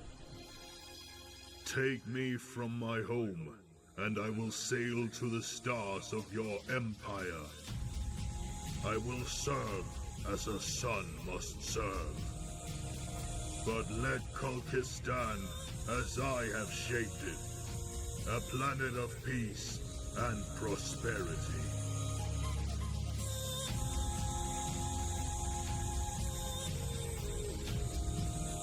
I will kill you where you stand, loyalist scum. Come, meet your death, cousins. Come, meet your death, cousins.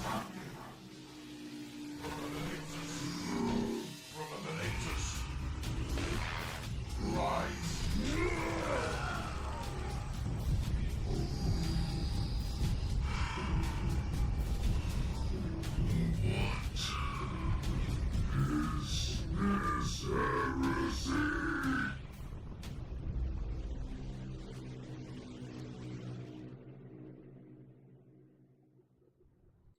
Yeah, that's just that trailer is so unbelievably cool. Like, really captures like how violent the warfare is in 40K. I remember actually people had a criticism of it, like when it came out, that the Space Marines were moving too fast, and it's like, yeah, that's how fast they move. Like, it's actually kind of because it's actually a thing in the lore how fucking scary a Space Marine is when he's moving, because he's not something that big is not supposed to move that fast. You know. It seemed a little slow. Maybe people are mostly talking about the movements and the fighting, you know. But yeah, Space Marines can Space Marines move unnaturally fast. It sucks that Sparks didn't keep going and make this. There's a whole story behind that. Basically, he quit because I think it was who's that really obnoxious guy? That obnoxious Australian Warhammer tourist who sells what do you call it? He sells like steroids now. I generally don't think of him very often. I don't remember his name. I don't remember. Him. Basically, Major Kill. Yeah, that's it. Major Kill basically launched a cancellation campaign against the creator of Death of Hope, and it basically he felt so bad, the creator did, that he quit making it.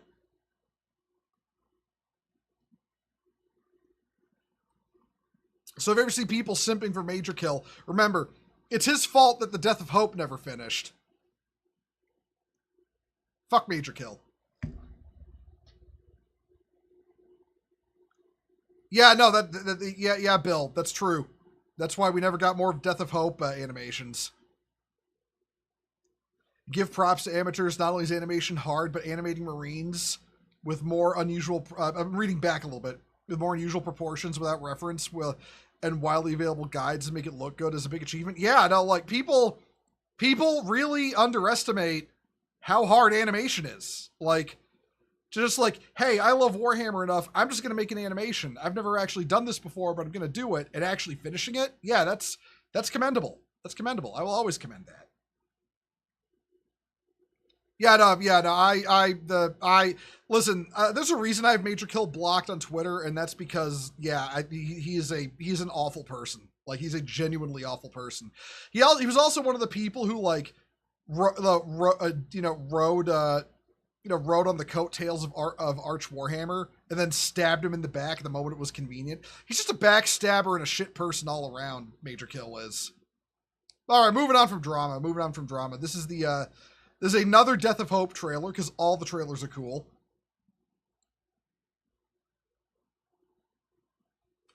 Okay, this one has subtitles.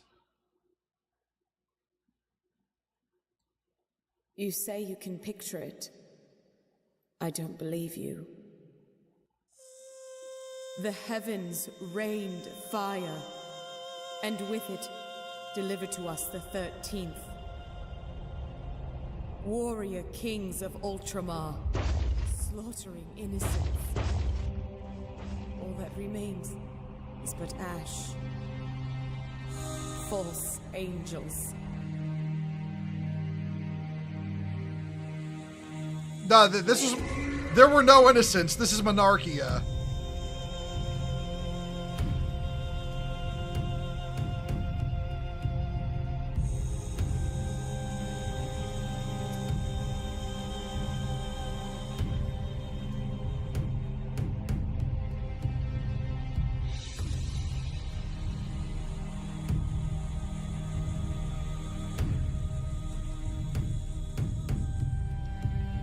As the seas boiled and the earth burned, my faith didn't die. Oh yeah, no, these models are insane. It is the moment I began to believe. God was real.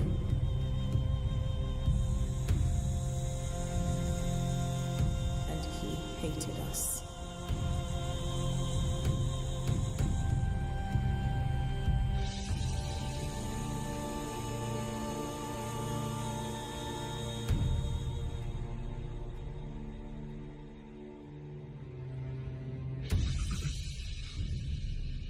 And listen. Monarchia was an act of self-defense.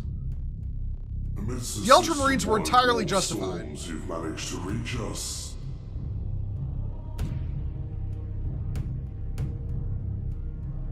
The status of your flotilla will be sent to our tech priests.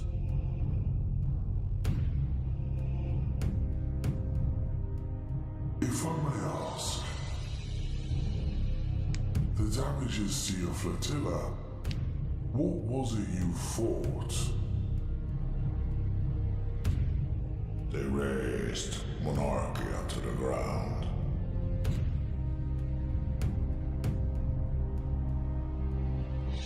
Humbled our legion.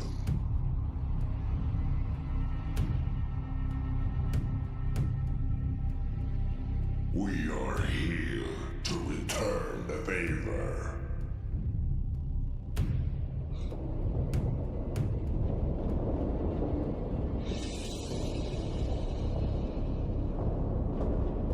Kingsman, what have you done?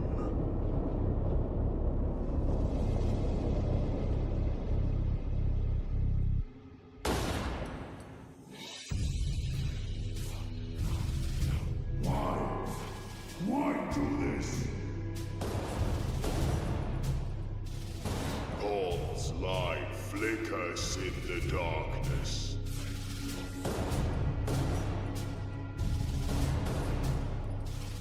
The realm of the 500 shall burn. Horus is rising.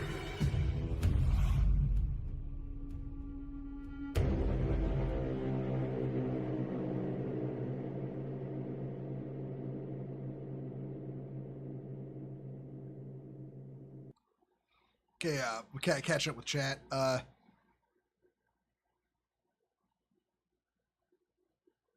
Monarchia was a golden toilet. I mean, listen, the Emperor they had one rule: don't worship me.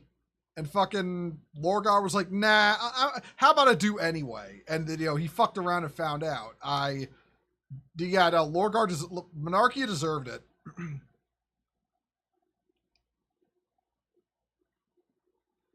The hate, Major Kill, Kark Duk, Mr. Bones 40k, and others get for oversimplifying and jokey content is so fucking cringe. Who are any of us as 40k fans to say which content is good or not? Just shut the fuck up. No, I will not shut the fuck up, as a matter of fact. Saying you can't criticize them is in and of itself not criticism. Sorry, buddy. I'm also going to ask you to behave, okay? You can stay here, but I'm going to ask you to behave. Lorgar more like Lortard. Yeah, really. But yeah, no, the actual model work done with on this is amazing. Like the actual model work done on Death of Hope, which is really which is why it's such a shame that we never got more entries in it. But okay, now we'll move on to the actual episode that was released. Now what the fuck? Okay.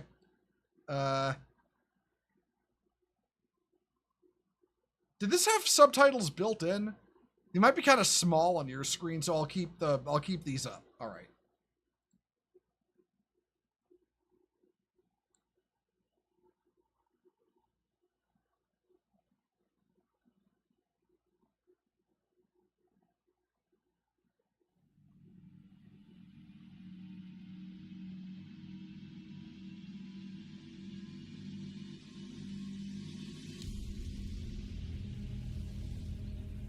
Got to give Lorgar credit for one thing: his fanfic that kept the Imperium together for millennia after the Emperor's internment. Yeah, that is true.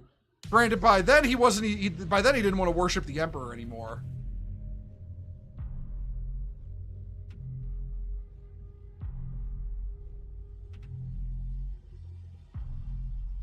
Hold on.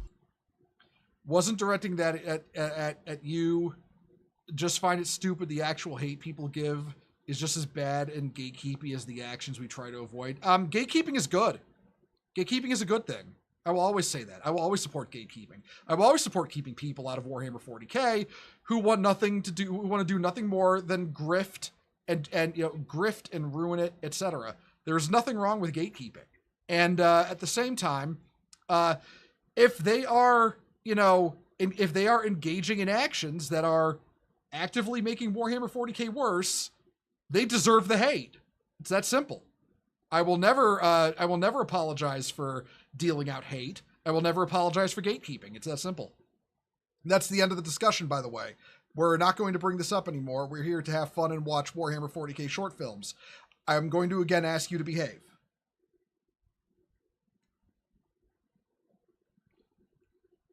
Maximum Gamer, I'm going to ask you again to behave. This is your third warning now. Do not make me ban you. Okay? Are we in understanding? Okay. We're going to continue watching this now.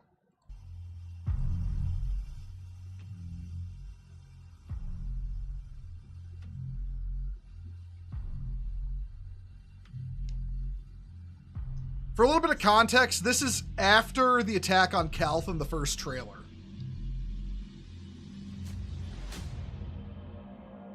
Guilliman lies. He has deluded himself into denying an inconvenient truth. He says that Ultramar no longer burns. He says that we won the war and turned back the Shadow Crusade. He says that we must forge a second empire. Guilliman is wrong. None of this is true. On the crag. Okay, there's... that order reigns. There. That is also wrong. The denial of another inconvenient truth. Because out on the fringes, farthest from the light, only two things are true. Anarchy reigns. And the war for Ultramar isn't over.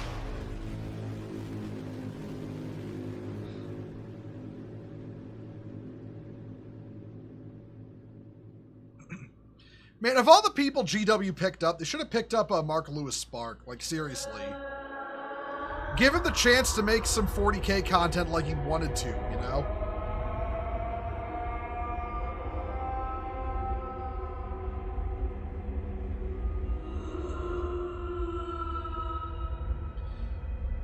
Would I watch Dark Betrayal? I'm not sure. I've already got this full list of animations lined up. I don't want to go too far beyond the time I usually stop. Surrender and your lives, and the lives of those in service to you, will be spared. Fire! Fighting from shadows, behind masks. Out of the kill box! Out! Horus Lubakan will win this war! It is written! You... Shout out to the warp. Yeah. A birthright. Not enough. My brothers are dead, and it is not enough.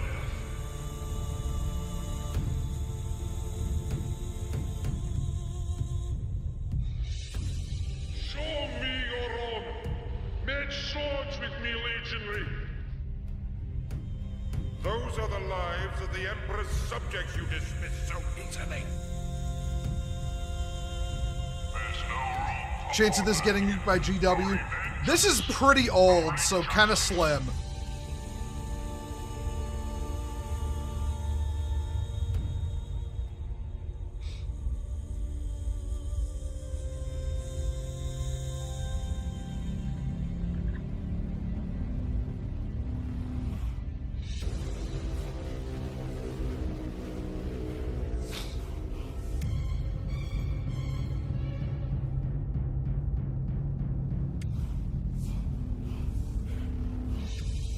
Man, fuck demons. All my homies hate demons.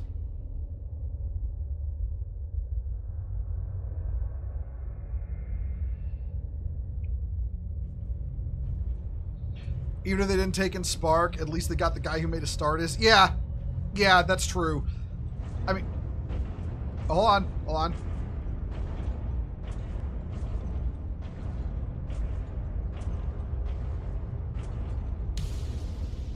I know there's a shot of some, I think it's Saturnine pattern armor up ahead here. Wait.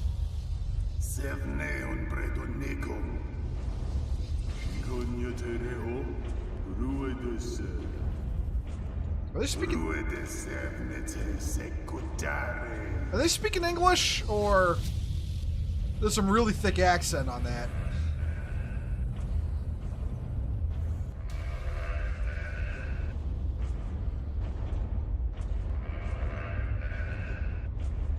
Okay, there's still subtitles. 7, 8, 6, 3, stasis, 8, 16, 10, 4.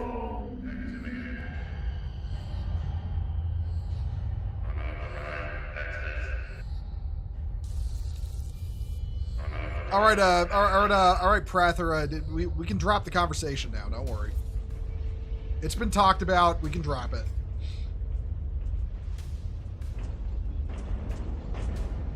Okay, here it is. God damn, that's cool looking.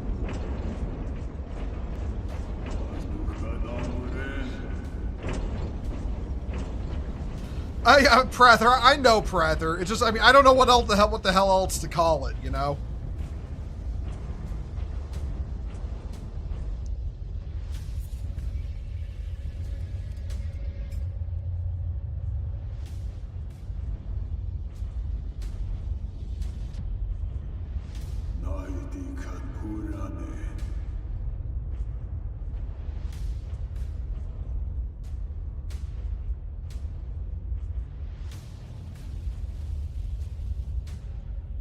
Ah, yes, teleportation mishaps. Those are always fun.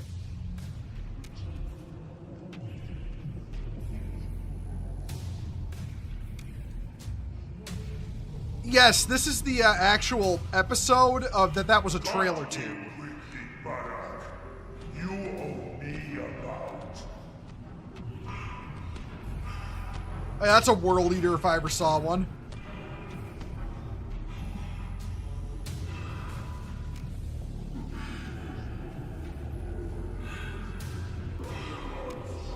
Yeah, they rolled 2 1s on the teleport on the deep strike roll.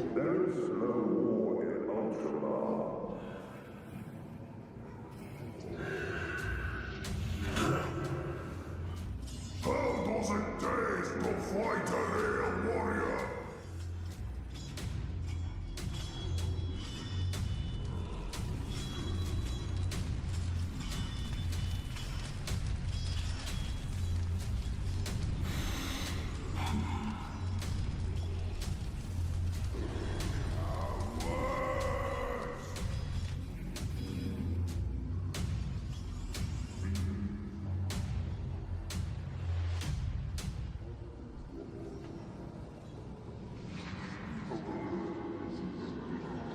Man, that must be what it's like to chew 5 gum, you know?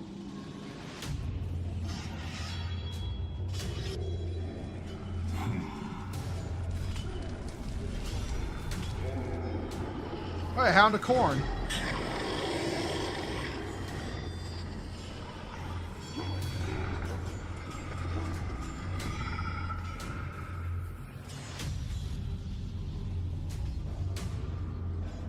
Information regarding 7863. Initiating attack protocol 23. Oh, hey, one moment. Hey, Denzel Jones, thank you for the raid. Welcome, Raiders. For those who've never been here before, I'm Marshall Bohemond, a totally legally distinct space crusader. And, yeah, we are currently in the middle of a watch-along of Warhammer 40k fan films. We are currently in the middle of The Death of Hope, which is themed after Horus Heresy. For a little context, they are on a word-bearer ship. They are on a word-bearer ship going through the warp. Yeah, there's word-bearers, some captured Ultramarines and World Eaters as well. You didn't call yourself a Space Marine? Oh, Boomer Tiro. I know I can. It's just funnier this way. But anyway, turning the movie back on.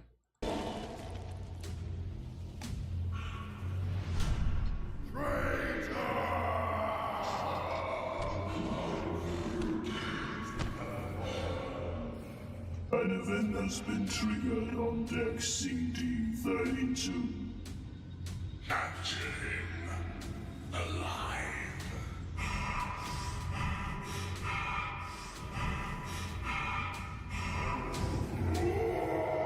The nails, they bite.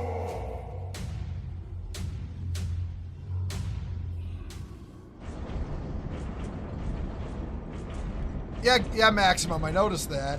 He has laurels of victory on his head. But they've been like, had nails driven through them.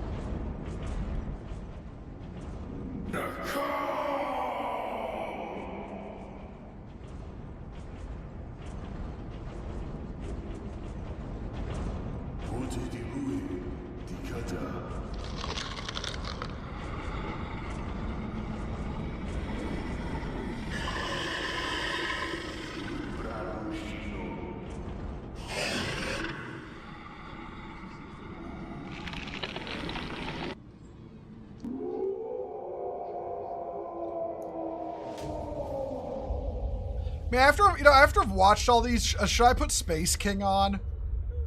Like, if there's time left?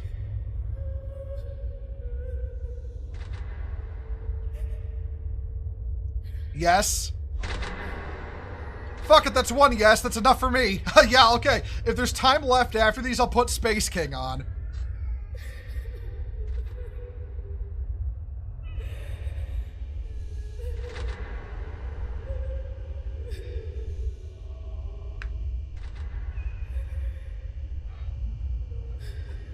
Hey, all ready for some cosmic horror?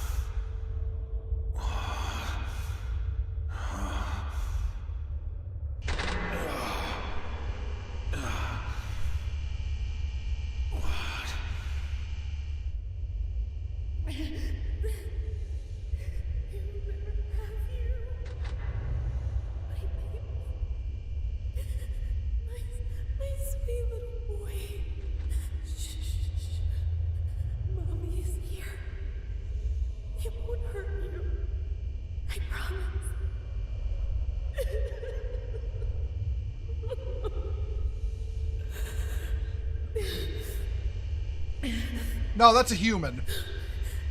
All the bad people are gone now.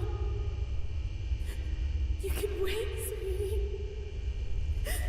Yes. Wake up. Please wait. God, that's fucked up. That is so fucked up.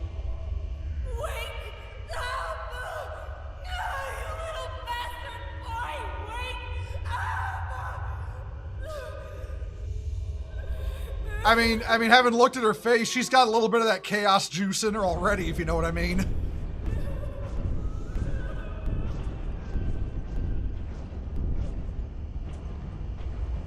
Pink Fat Flamingo. Hey, hello.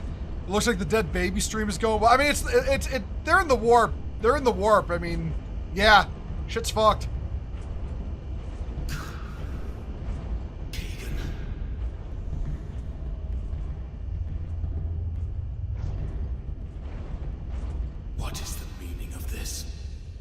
What you see before you is a lie, Highway.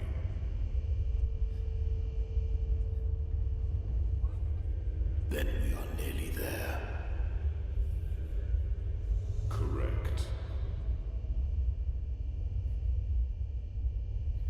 you recovered? I breathe. It will be enough. Prepare yourself.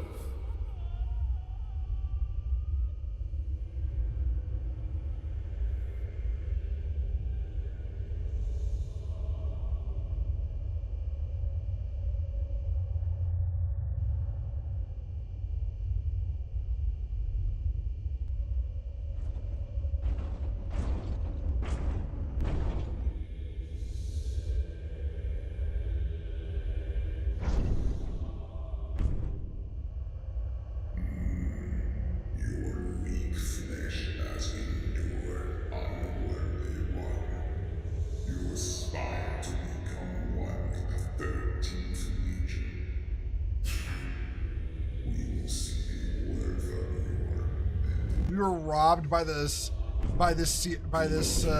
series of not getting sponsored to the hilt by GW. Yeah, exactly. It is actually a crime they didn't bring this guy on to do stuff for them. Like, he really understands the darker vibes of 40K.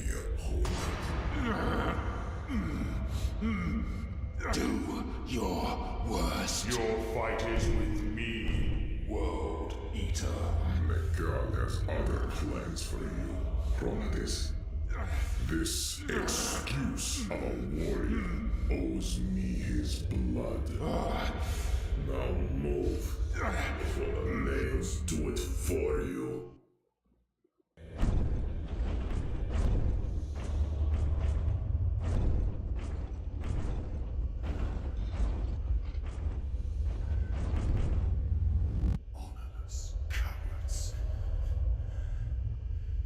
Do you seek more for your entertainment?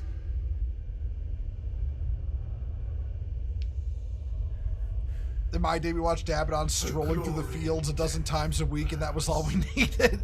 Man, I remember... Honor by boarding this vessel. To be accepted once again by your fellow kinsmen. There is no glory for you here. You are nothing, and will continue that existence as we march your shells onto the streets of neighboring worlds. Forever a traitor in the eyes of your proud legion. You want my armor, cousin? Release me, and I will give it freely. As you wish.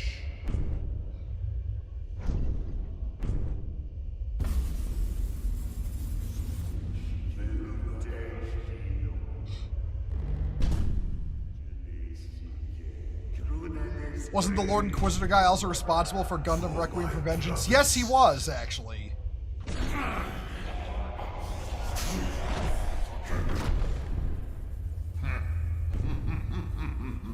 Yeah, he's like 1v1 me, heretic. I respect it. I respect the hell out of it.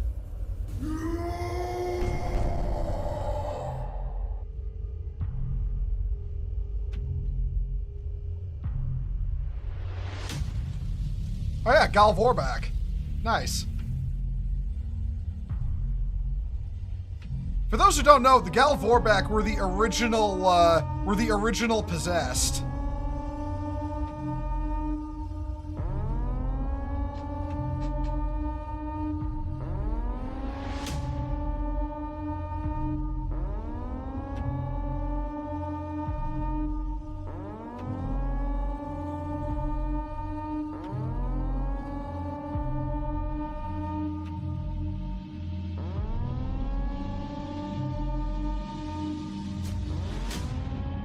Should he use those Admex as weapons?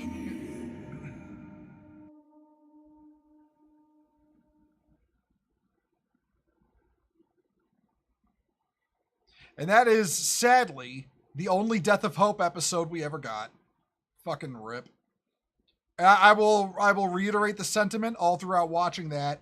We really, really, like, okay, that's him. That's him on the left. That's the creator. He should have been hired by GW. Like, goddamn. Seriously.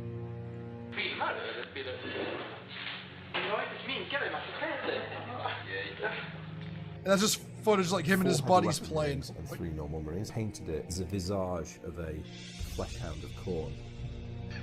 Now, moving on to the end of turn. Now, sort hit you back up on the end of turn 5. Yeah, we're gonna let this play out. So yeah, this is our. You know, out of respect for the creator, because, like I said, it's really a shame that we never got more of Death of Hope, and GW should have fucking hired him. Seriously.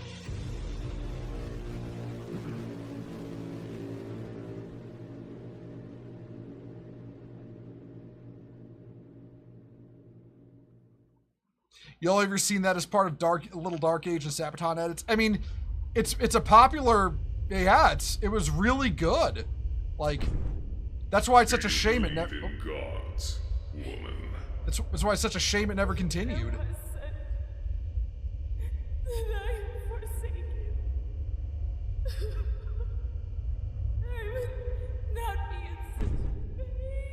Look around you. You have been blessed. You yet live. You are chosen. And yet, you cast doubt. I believe the Emperor Protects. That remains to be seen. All right, pause that there. That's basically the end. All right. Okay, everyone, hold on to your butts. I gotta go AFK really quick, but I will be back. So yeah, again, hang on. Be right back.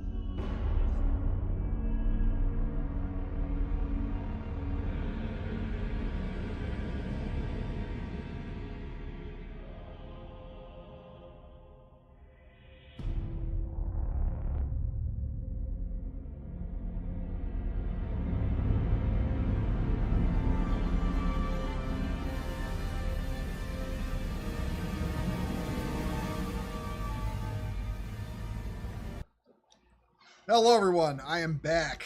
How y'all doing? Still here? Still alive? Etc. Etc. Chaos thingies on the outside haven't gotten to you.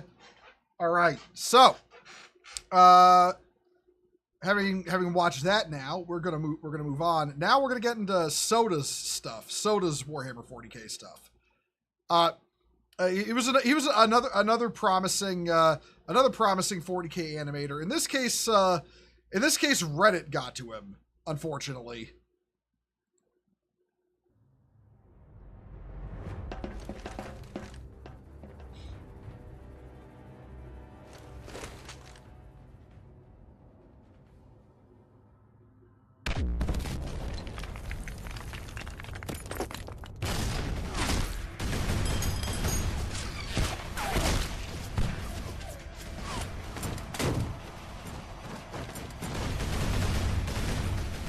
Hey, Badger, there are your boys.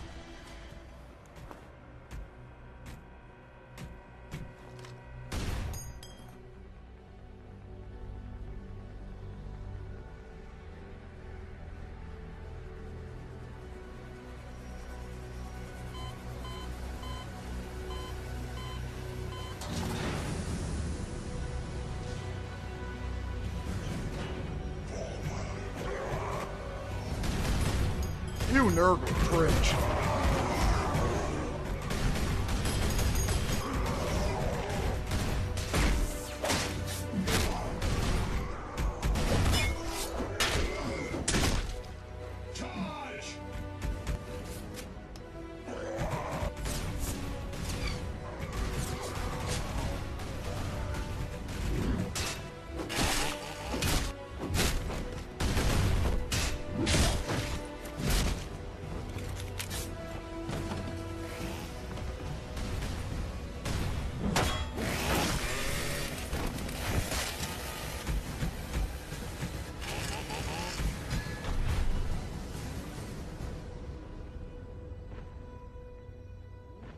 Soda still does an awesome project. Yeah, he still works on animations, and I'm glad he does. It's just basically, if I remember how the chain of events went correctly, he went to join up with Games Workshop when they were accepting fan animators, and he ultimately didn't get accepted. But what happened was when Reddit found out, this is in the wake of all the controversy of the fan animations being taken down. Basically what happened was Reddit called him a sellout and started attacking him. And then he quit, he quit the Warhammer community entirely as a result. Like, yeah. Like, that's the story as I remember hearing it. So, yeah. So this is another case of Reddit ruined something for everyone, as Reddit is wont to do. Do factions get a refresh every edition? I started collecting Blood Angels as my first army, but the refresh left me under. No, they do not. They do not get a refresh every edition. Although generally speaking, they will usually get a new unit, like at least one, or like at least one new unit, or something like that. That's generally how it's been for a couple of editions now. All right. Next one. Next one. This one's got my boys in it, so I really like this one, of course.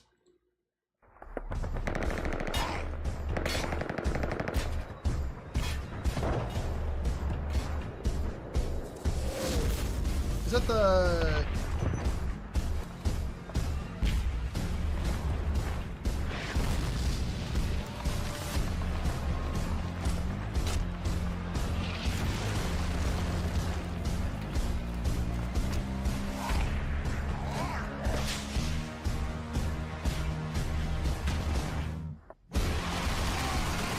I fucking love orcs.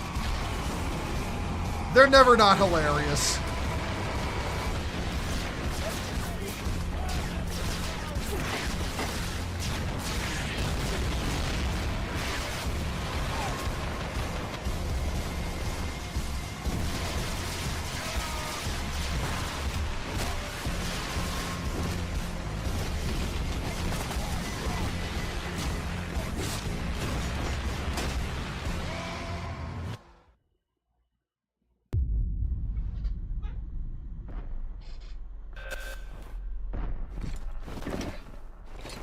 Green light, it's go time.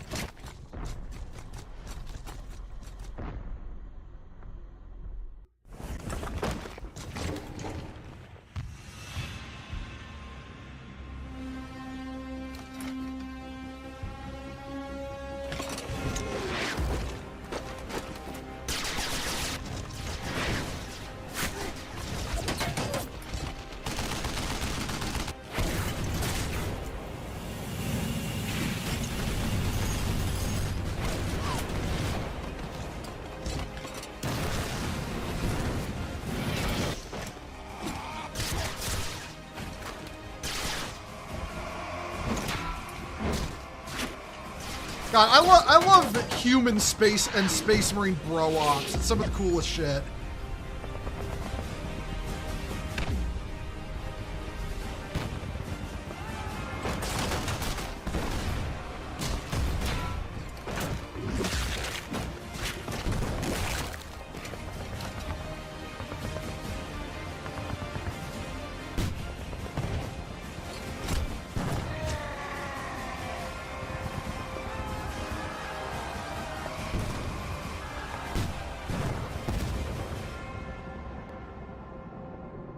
You know, fun fact about that animation, at least for me personally, we're gonna just stop it on this last frame here.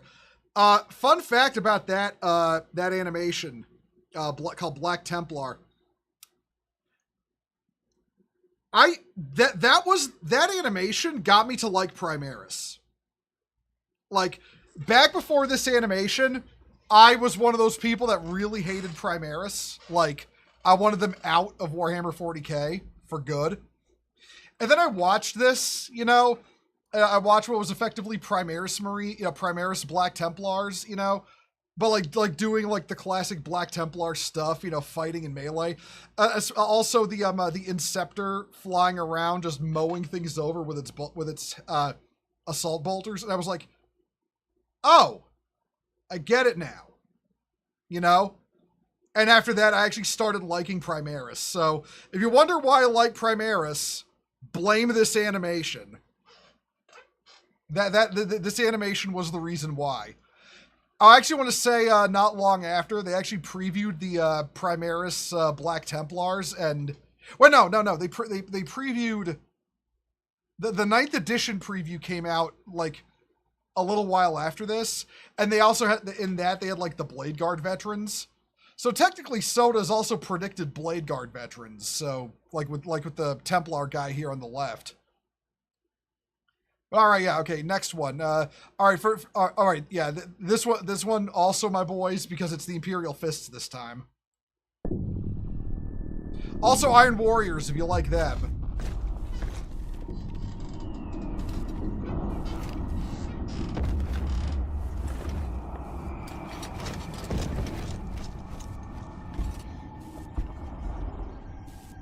You got into 40k in 07? Yeah, I got into 40k back in 1998. Long ass time ago.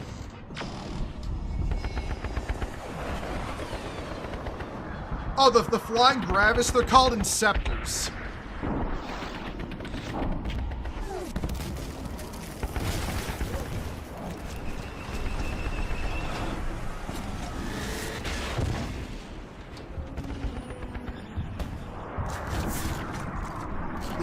There's the Iron Boys.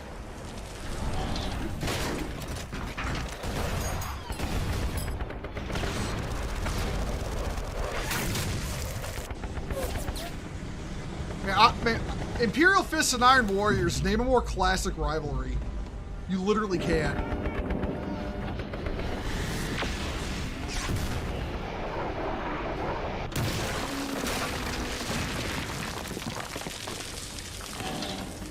He got into it in 1996. Yeah, that was still 2nd edition. When I first got into 40k, it was literally the month that 3rd edition launched.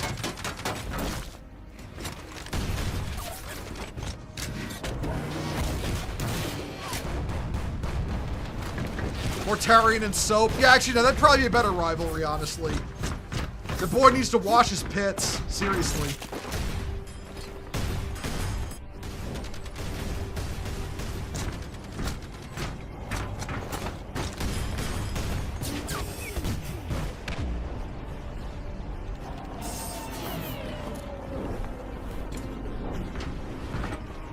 Yeah, EA, this is Iron Warriors and Imperial Fists.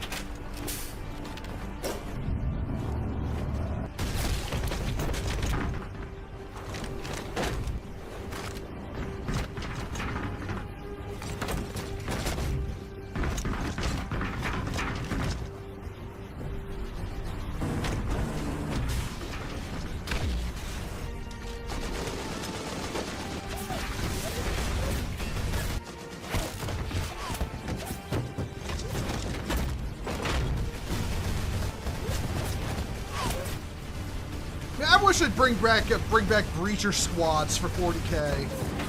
Breacher squads are so cool.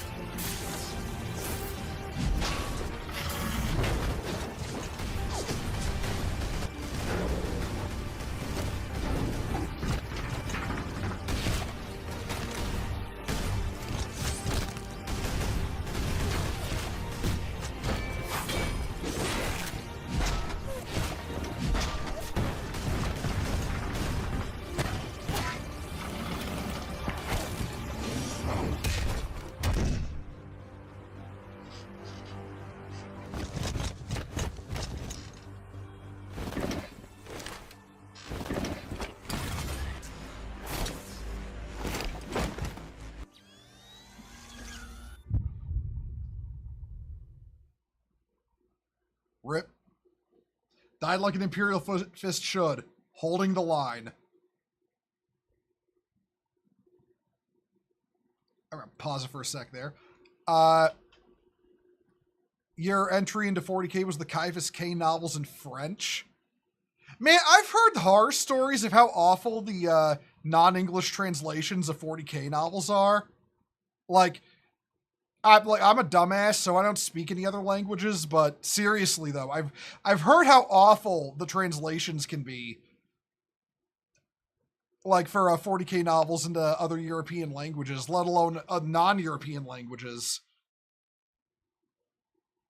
First time playing 40K was 1989, lost track of it until 1992. Yeah, see that. You've told me that story about how you played Rogue Trader, and then you played Rogue Trader, a bunch of years passed, and then you picked it back up, and it was like 2nd edition. Total Imperial Fist death. I mean, listen. The Imperial Fists won the Iron Cage, okay? The Imperial Fists won at the Iron Cage. Perturabo's goal was to kill Rogel Dorn, and he didn't do that. So the Imperial Fists won. Perturabo lost again. It's interesting Sodas gave that AdMech some feelings at the end.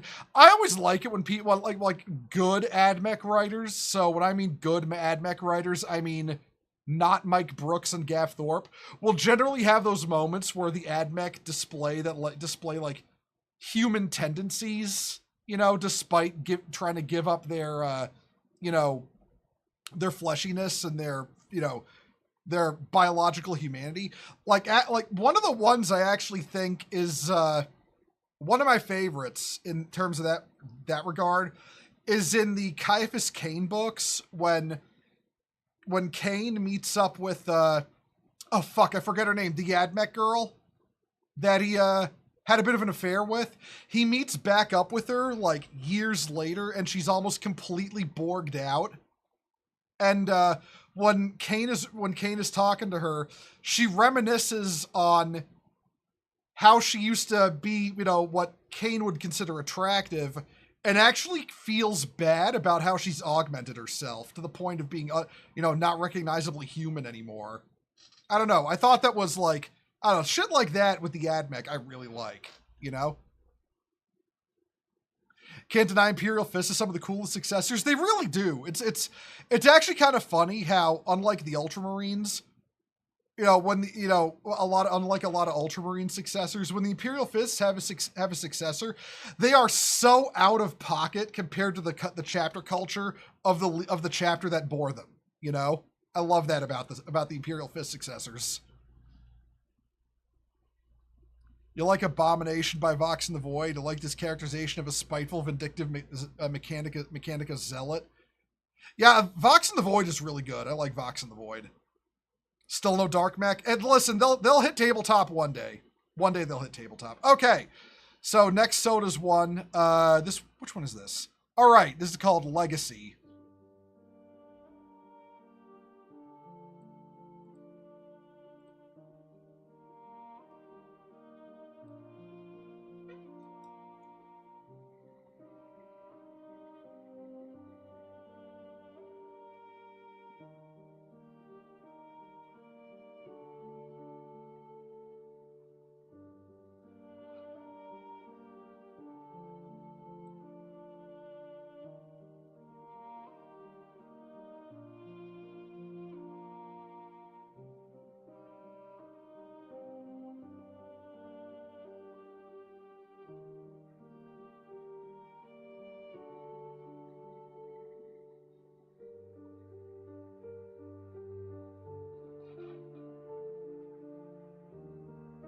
Damn it, 40K, I didn't come here for feels.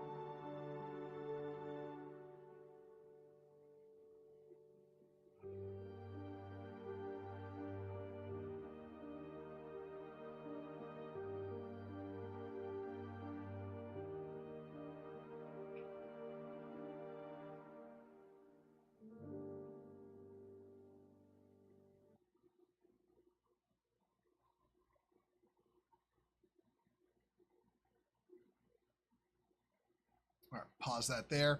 All right, catching up on chat. Yeah, French translations are fucking awful. I just bought them in English. After school, I totally forgot French. I know my native European language.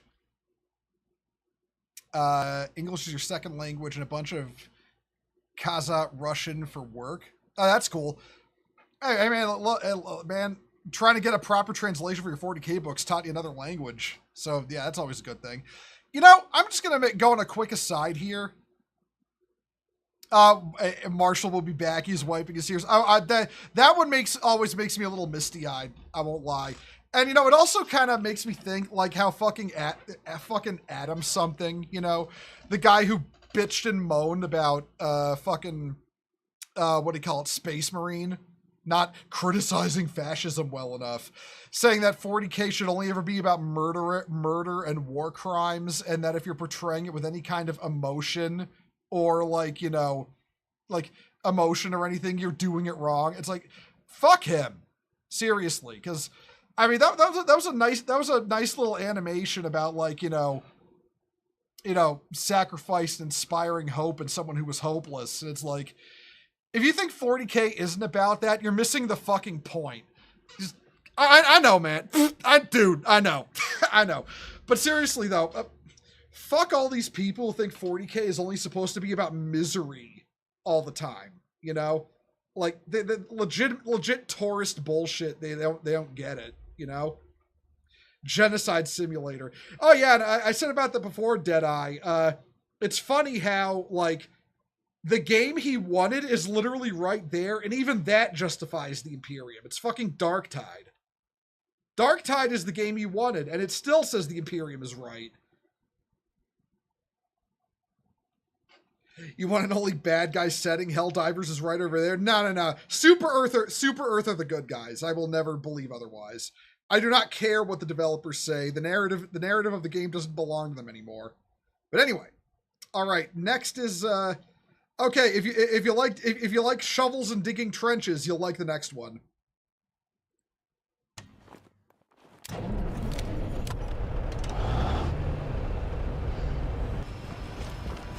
Hold on.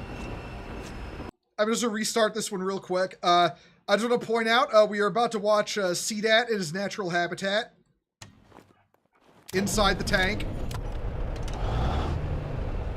Sorry, CDAT, I had to. Love you, bro. Yes, this is Krieg.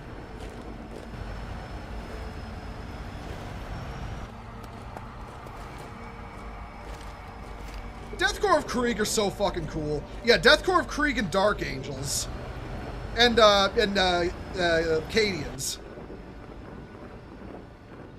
It really says a lot that the Krieg kind of freak out the Cadians for all they've been through, you know? In the dark stories, you need a bit of light. Yeah, exactly. People don't get that.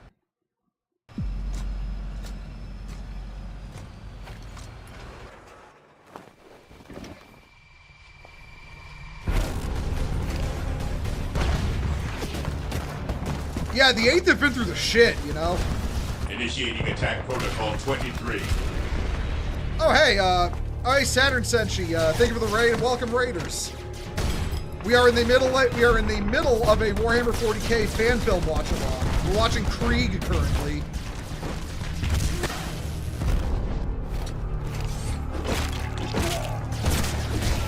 Blood Angels, good taste.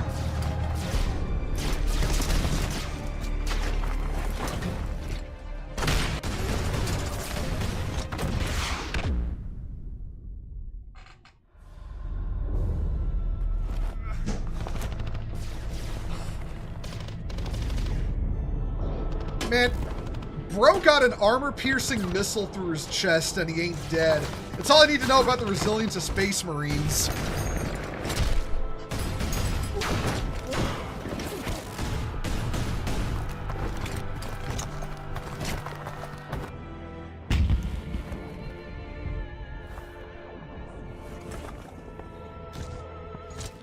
He can totally recover from that.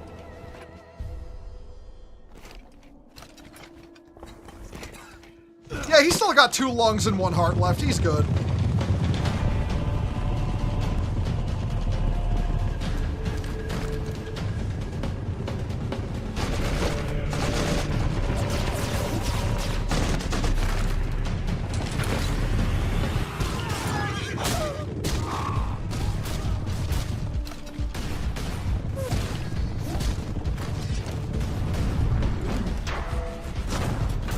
I always love that their spears are literally anti-tank spears. They've got anti-tank bombs on the tips.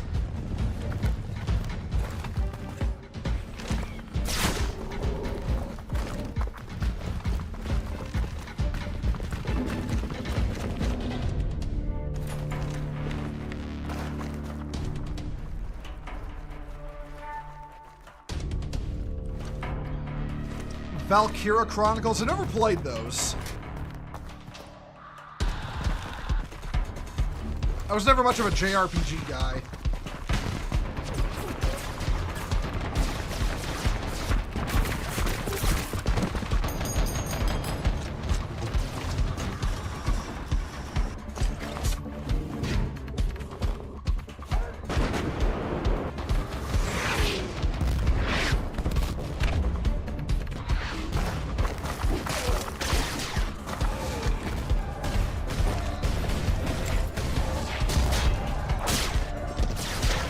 Okay, of course, the obligatory shovel kill. You need at least 1 with Krieg.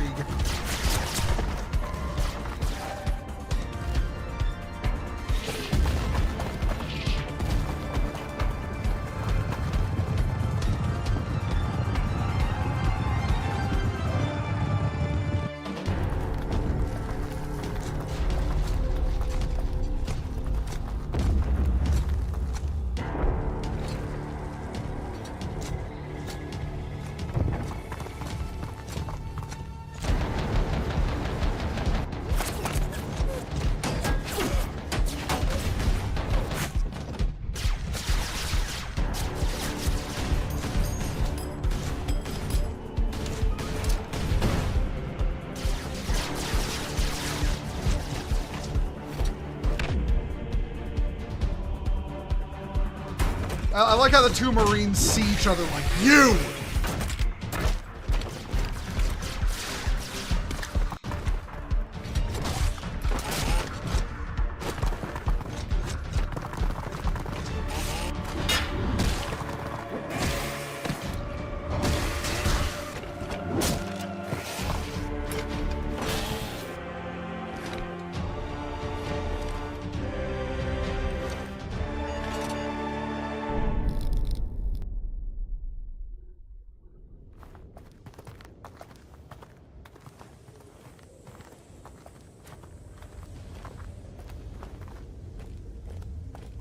Cue the guitar solo from the Attack of the Deadmen from Sabaton. Yeah, basically.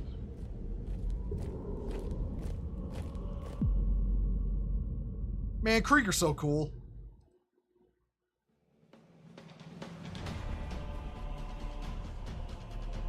Oh, that's cool showing the, what was it? What do you call that in animation? Keyframes?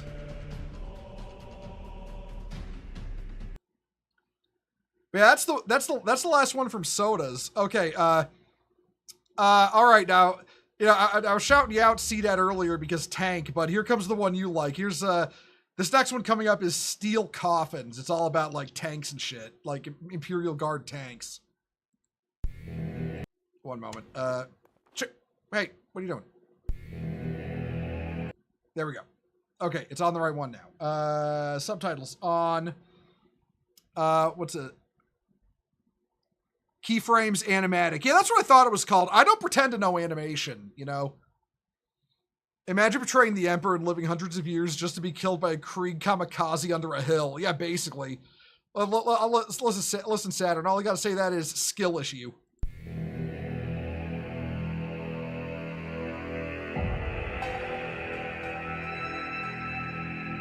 Beta 17, you're free to take off. Copy that. May the Emperor bless your journey. You can't name a lame Imperial Guard regiment. They're all cool. Volpone Blue Bloods are lame, but you know what? Even they got over it and became cool.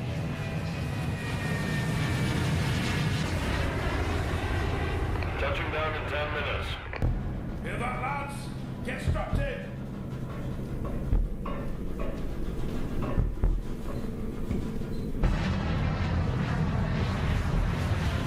Hey, Thunderbolt Heavy Fighters, nice. Widening 1 to 20 to 17. You're alone from now on. My favorite heretic Astartes Legion, honestly, Iron Warriors. I gotta respect the rivalry, you know?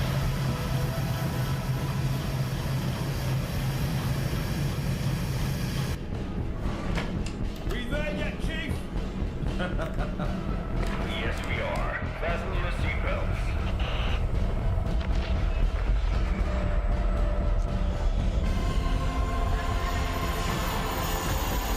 And touchdown.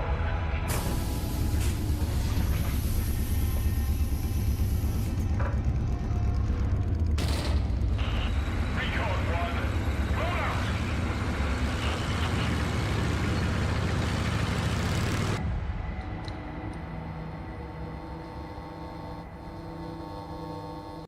Okay, before we move on to the next one, I just want to talk about this real quick. The design of the tanks made for this video. I want to say this is a fan-made tank pattern, but what I really like about it, it's like it looks kind of like the Chimera hull, but if I remember correctly, the guy who did the animation, I forget his name, he talked about it. The turrets are based on the turret of, it's like some kind of I think it's some kind of French tank. I can't remember it, but he based the turrets for these tanks on that. And it's just a really, like, really clean, really slick looking, you know, light tank design for Warhammer. I really fucking love it. Like, there's legitimately some 10 out of 10 tank designs right here. But, okay, let's see. We're gonna... Cybeck, yeah, that's the creator, Cybeck. Fuck, I'd have to look, because there was somebody on my server who was talking to Cybeck about it, and they mentioned the kind of tank they borrowed for the turrets on these. Like, a real-world tank design. I'll have to look that up sometime, but, yeah, no, it's a great tank design. Okay, part 2.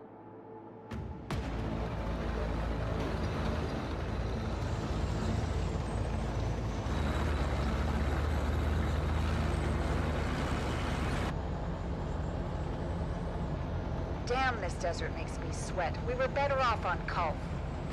Yeah. Oh, one moment. It's plausible though. It could be experimental or a different STC. Really, Badger. When you get right down to it, that's the beauty of STCs, because like they're a great plot device to justify lots of variations in tech and one-off designs.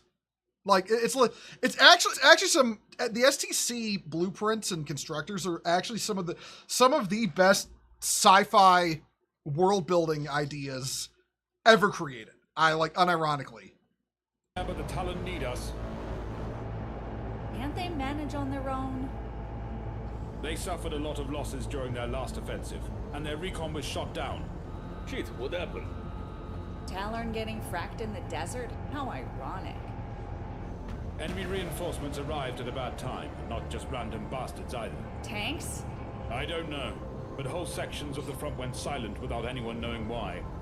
And what did the Talon say about it? Not a thing, but command told us to keep an eye open. Damn these desert boys, they never say any... Contact on all specs. 2 cloaks, 5 clicks. Friendlies? Unlikely. We're still 40 clicks from the rendezvous. Prepare ambush positions. Cyrus, your bait. Ah, thrown! Damn it! Stop whining and get in position. As you can see, in position. It's a great design for going like hull down like that. Enemy spotted. ET-70, 2 stick 4s, and 3 chimeras. Copy. Cyrus, fire on the big one, less 1.2 clicks. Nathal, left stek's yours. Lars, take the near stek down. On it.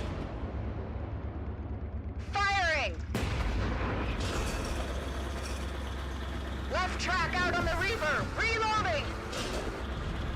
Good shot. Stick burning.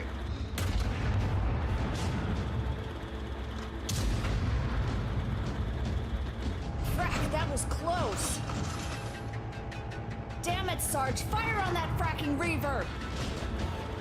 Damn it.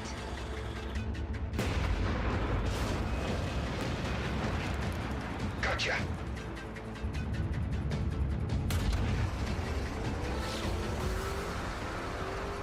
Last stake is trying to bugger off.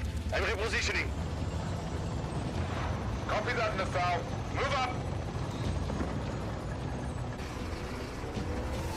Man, I love that little light tank with the actual wheels. Good hit.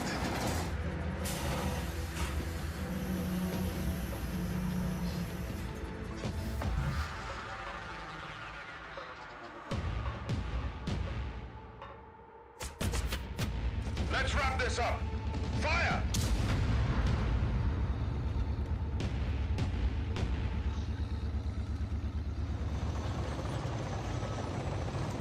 Report. Everyone all right? Affirmative. Yeah, the hell are they doing here? We're in the middle of nowhere. Probably a raiding party, bypassing the front line to attack the rear. Blasted planet. Can't even maintain a clear front. We'll have to warn the Talaran to put escorts on their next convoys. We won't always be here to clean up that mess. We'll tell them when we see them. Still 39 clicks out. We sure the rendezvous's good?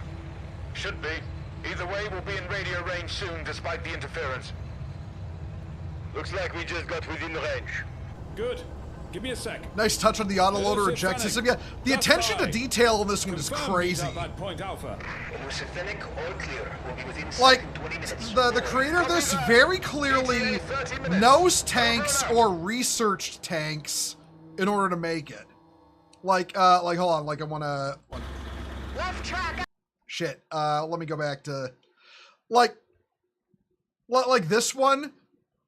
Like something I noticed about this tank here, it's like it looks kind of like it's a design called a Ragnarok from 40K, which is basically kind of like a KV2, and then there was this one, the hold on, like this thing, like this is very this is very clearly based in a German scout design.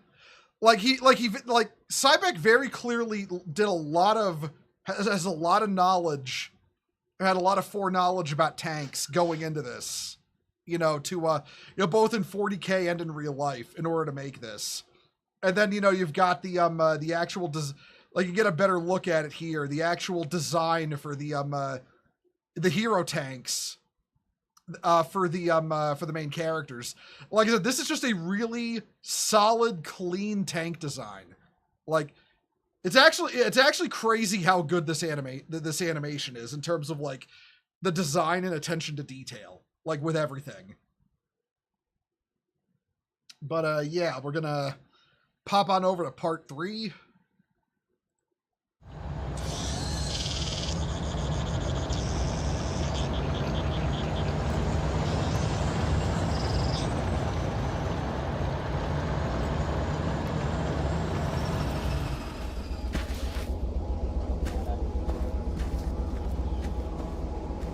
Sir. Captain Raider, company commander of the Talon 41st. Well done on getting here. Sergeant Sakari, sir. Squadron commander of the Solston 12th. How are your troops? We had a scuffle with a heretic patrol on the way here. Did you deal with them? Yes. All of them? Yes, sir. Good. If you don't ensure you kill everything around here, then it'll kill you. Trust me. Any damage to the vehicles? Are your troops all here? We barely took a hit. Good. Follow me.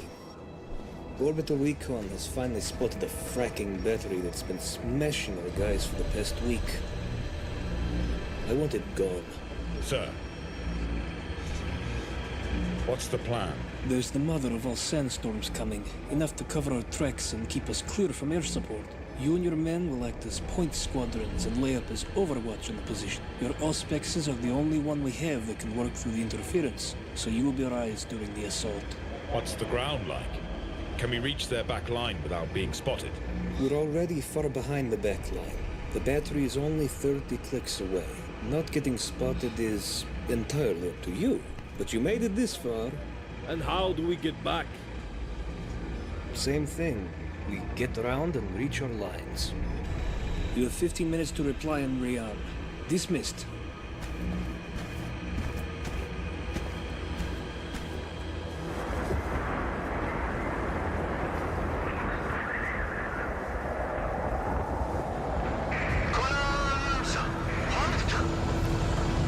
Yeah, the Talarn are a really cool regiment.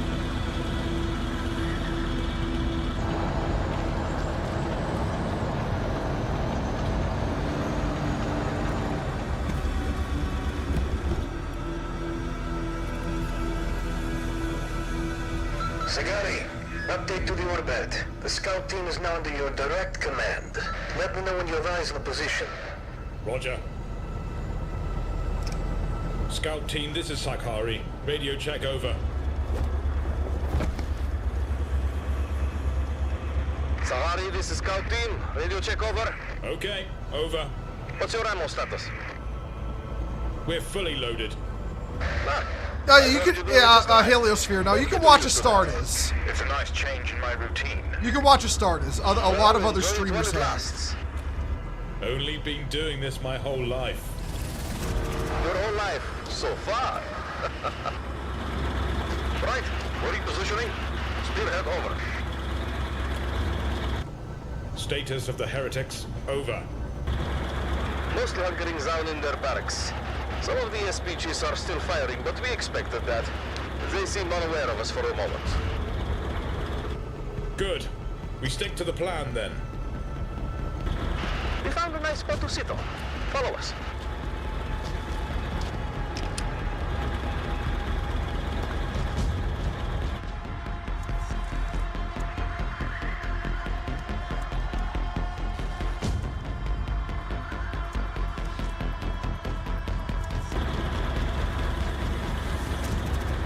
Sergeant, we're good to go. Roger. Give me a minute. Out. Nathal, Cirrus, this is Sakari. Ready to go? Natal, ready, over. They took that line from CDAT. Only been doing this my whole life. Yeah, real. Cirrus, good to go. Out. Ironhead, this is Hornet. All scouts are ready, sir. Over. Very well. Wait for my signal. Out.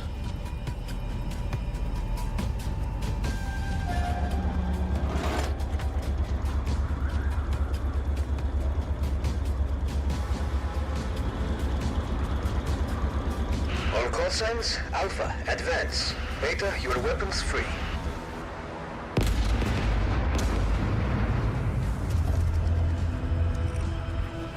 Hornet, Alpha, you are clear to go. Mine Beta on your 2. Alpha Hornet, roger. Priority targets? SPGs are on your 10, but you'll have to push through the embankments. Engage at your discretion. Roger that, Hornet. God, Imperial Guard tanks are so fucking cool.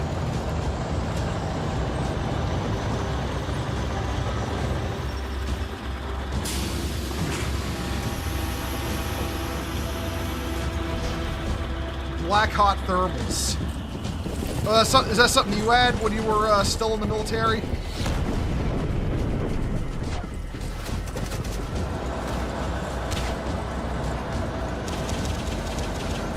We can both attest the storms we were in were thicker than this. Yeah, I can only imagine.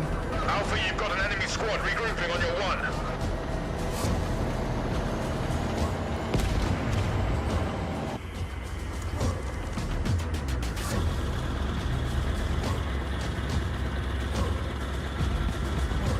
Sergeant, there's a heretic marine near the comm station, switching to hotshot packs.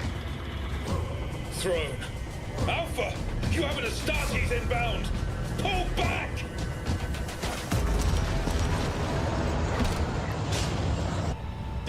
optics are fracked! Damn it! Driver, reverse full speed!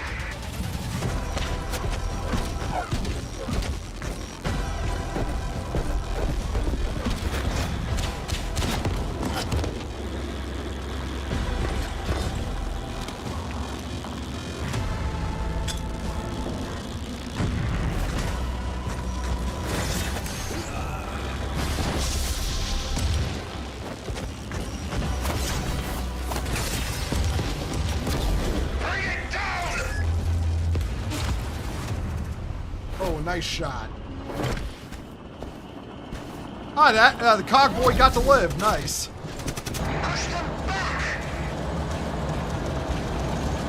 Priest, we have to scuttle the two disabled Russes. I already gave orders. Ammo in the tanks is rigged. Good. The young Messiah will remember their sacrifice.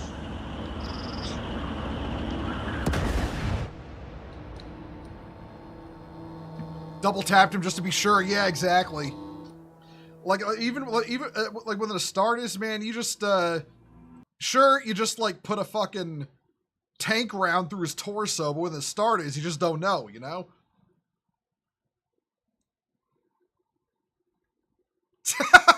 Oh yeah, Badger, you're reminding me of fucking what is it? Chronicles of Riddick. You said it was clear. I said it looks clear. How's it look now?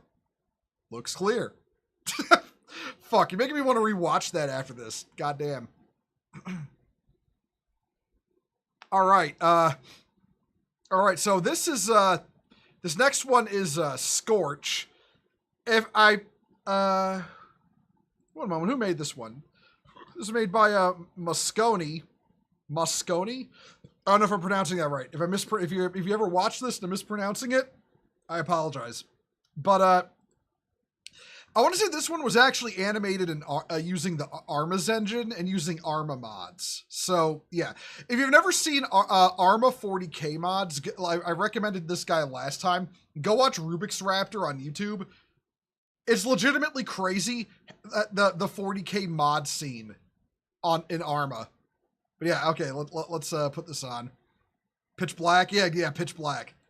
Did I say Chronicles of Riddick? I think I said Chronicles of Riddick. I meant Pitch Black, yeah.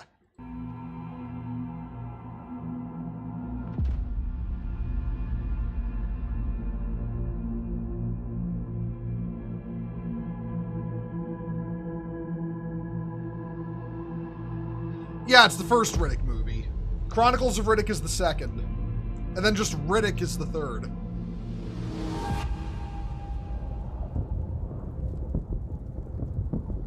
Yeah. Rubik's Raptor's where the Bosnian Knight comes from.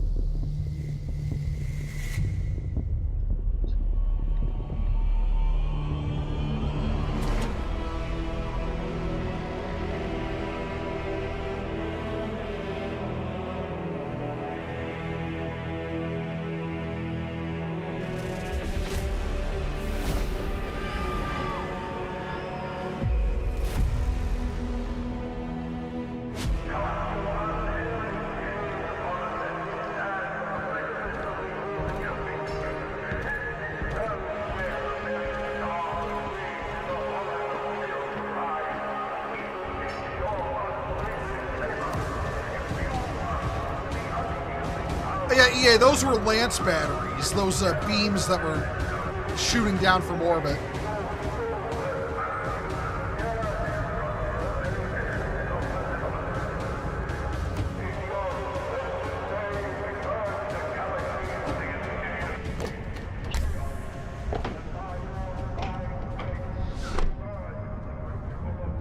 Our mission is clear, and our objective is crucial.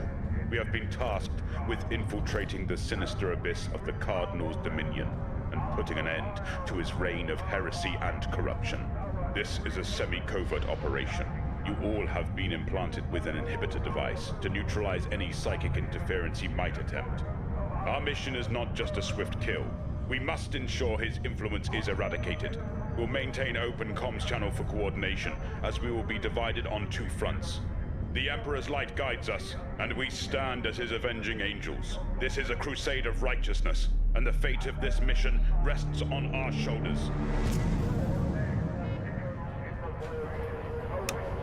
Ground units be advised. Airlocks disengaged. Hangar gateway 11.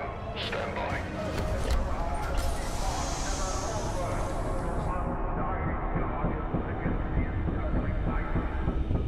Ah, yes. Space D-Day.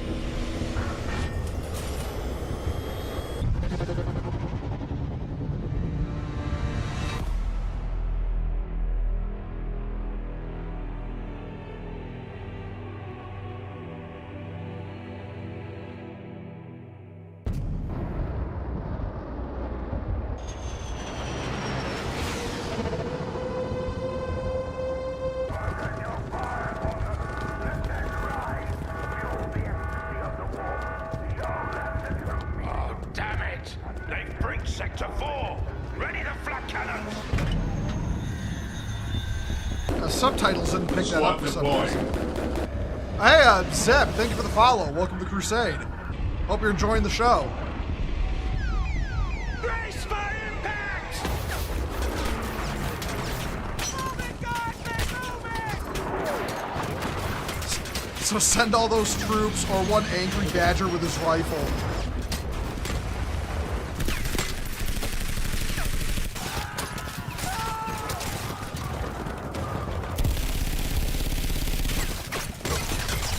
Oh yeah, this was definitely made in Arma. I recognize a lot of the mod assets. Yeah, Violent City. This is called Scorch. Get focus on the objective, goddammit! Unidentified object on a rapid descent trajectory, sector B776, likely hostile.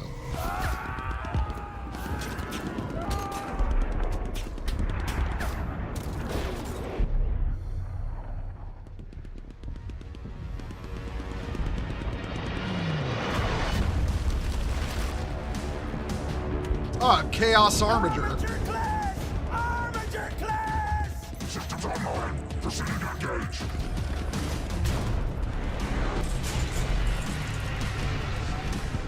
Shit!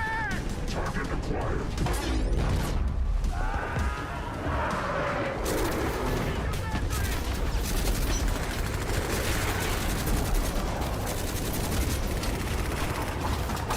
Engaging armor.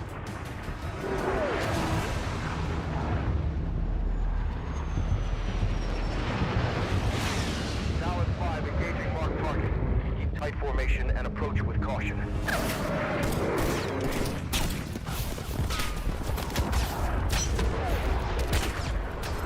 Said fuck that guy specifically. Yeah, we're serious. Real.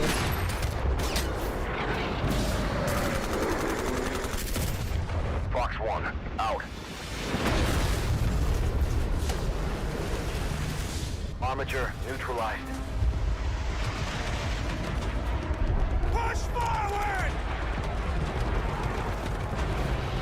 They're breaking through! Some of those dudes wearing the old school Imperium Stormtrooper outfits. Initiating attack protocol 23. Oh hey, Riona, thank you for the raid. Welcome, Raiders. For those who don't know me, I'm Marshall Beaumont. We're currently in the middle of a Warhammer 40k fan film watch along. Your so-called emperor is a rotting corpse on a This is the fan film Scorch.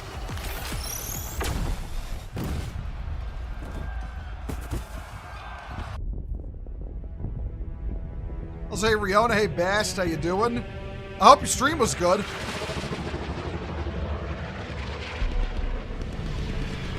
Oh shit, hold on.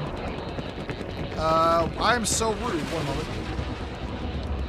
Commander, we've reached the designated position.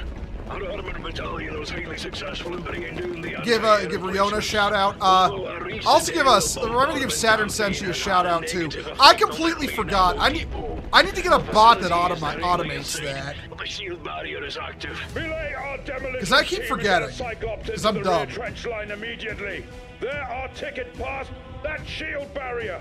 Once they breach it, detonate the charge to take out the barrier and the nearby ammo depot. The explosion from the facility is our gateway to the Cardinal's location. Once How we the get fan there, films we been? take They them have out been great. And go home. We've been celebrating them, lamenting some of the authors the animators who never got to make more. But yeah, it's all been good so far. Hey Ferb, how you doing? Folks operator, north side. Yeah, I'm back to my classic character model for now. All right. We need those remote-controlled Cyclops tanks deployed immediately. You're the only way we're getting past that shield barrier without suffering major losses. I need to confirm with you that there is at least a single tank left. Okay, I gotta wait another minute before I shout out Saturn. Ah yes, warp fuckery. Everyone loves warp fuckery. Make preparations to initiate the reactor cores on the Dreadnought. If there's even a hint of a breach in our shields, alert the High Cardinal at once. One thing I really like about this one is how ugly it makes the fighting. Like this is some really brutal like urban warfare stuff.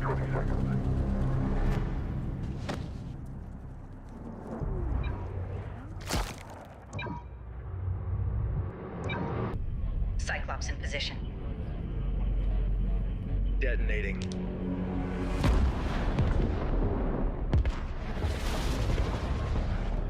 We're approaching the Cardinal. Stay vigilant.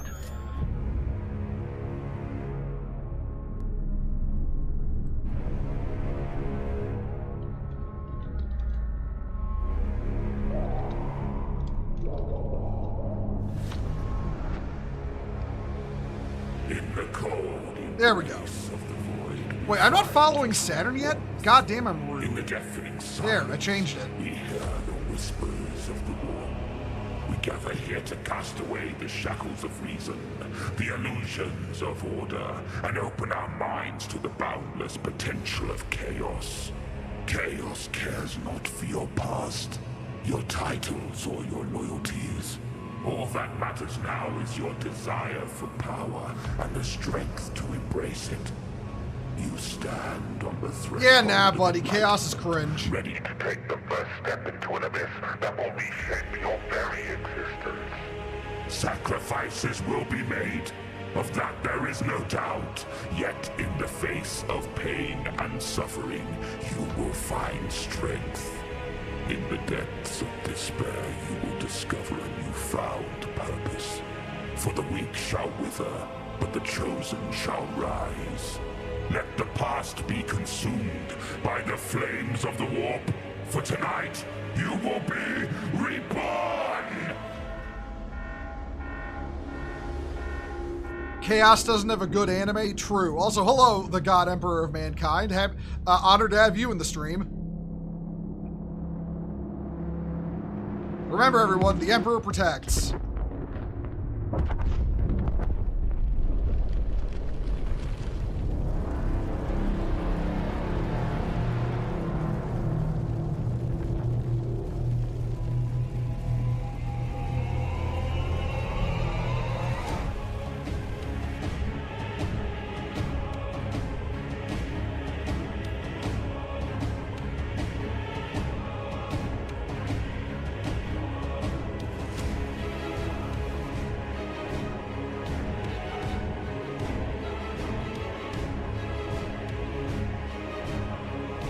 Man, watching this makes me want to... Watching this tempts me to get into Arma 40k mods, but that's practically a hobby in and of itself. Like playing Arma with mods, with a dedicated group. Yeah, no, that was Scorch. That was a like that was another good one. Iron Warriors. It looked like, yeah. All right, this next one, it is called Warheads. It is by, well, that's the name of the channel, Warheads, on YouTube.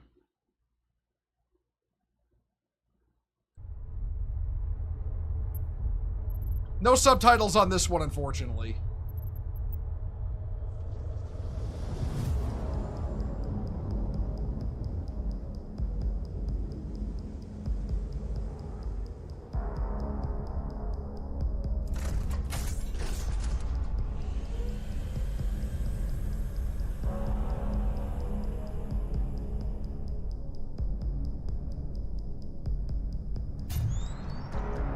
Have I seen Dreadfall, the Red Dread, Spear of Sanguinala, or other videos from... I believe I've seen those first two, if they're the ones I'm thinking of.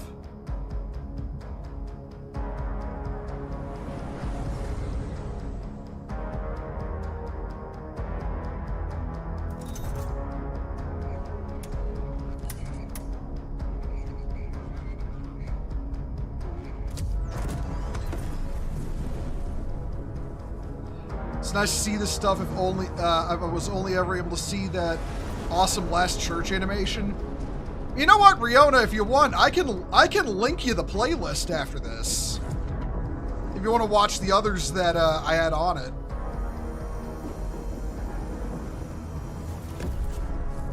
I mean, that's an old pattern Land Raider they got. It might actually be a Spartan assault tank. Yes, please. I'll put it in the private chat then after this. And yeah, I think that's a Spartan assault tank with the quad las cannons.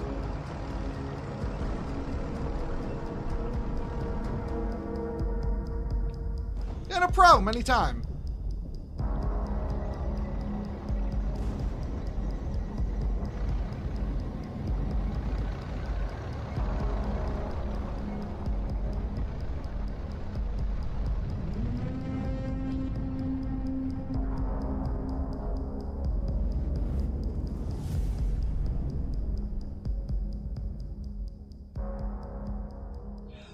That chapter is the titular Warheads. They're the guy's custom chapter. I want to say they're Dark Angel's successors.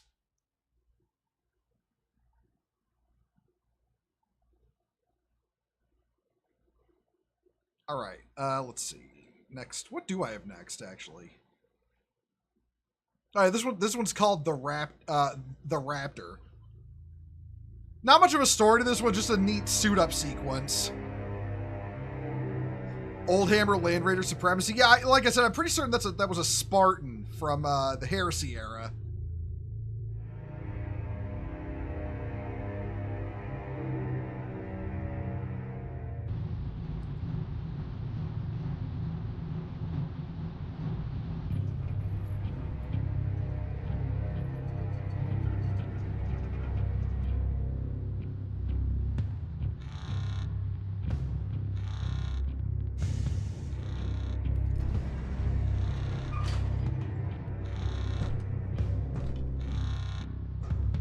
It was? Yeah, I thought it was.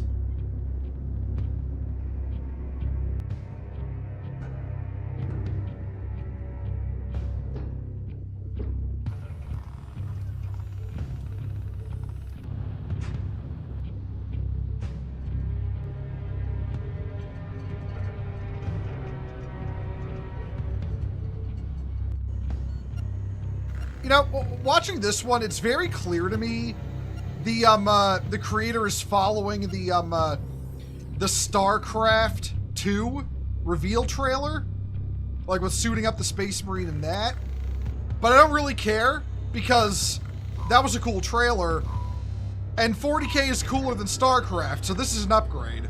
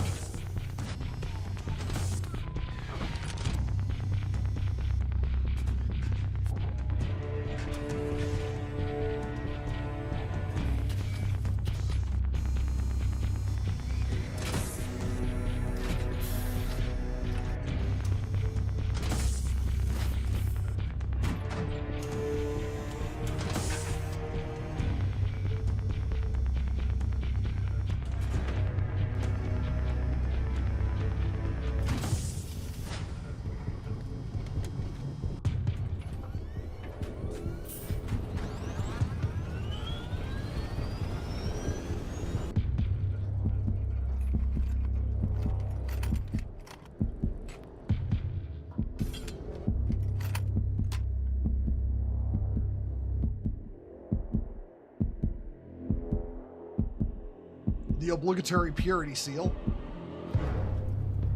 Yeah, this guy's one of the Raptors.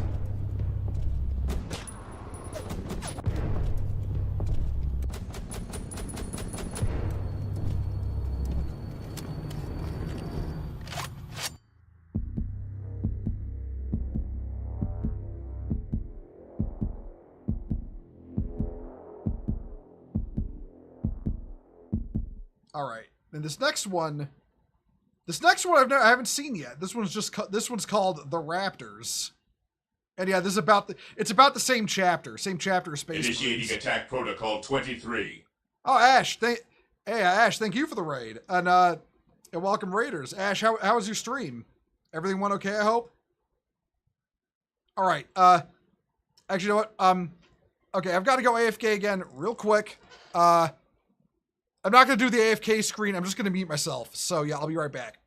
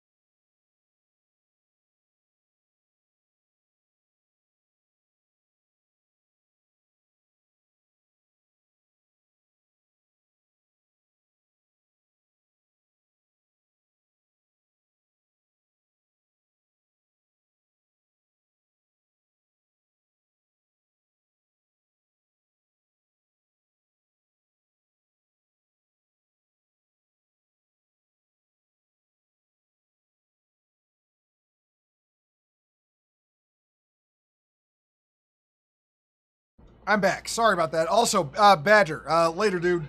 I hope you had a good time. But yeah, later. I hope you have a good evening. All right, yeah. Next animation up. It's called The Raptors, and I will apologize again. There's no closed captions on this one. I have no control over that. But yeah, I do apologize for that. But yeah, we're starting the next one. For those who aren't aware, the Raptors are a Raven Guard successor chapter.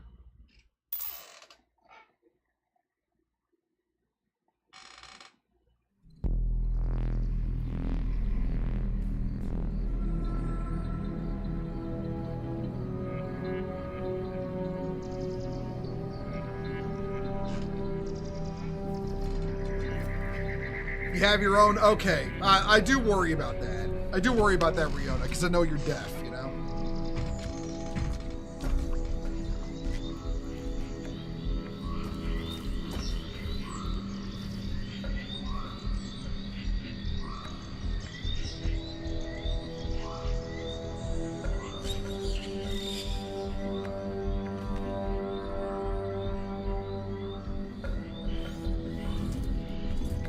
You know what? After this stream is over, I'll make the playlist live.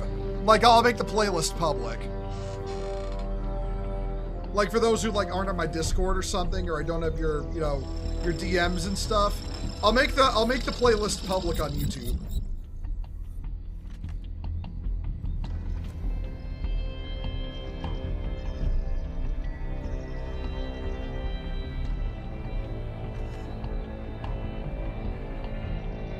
That's a cool grenade launcher they gave that guy.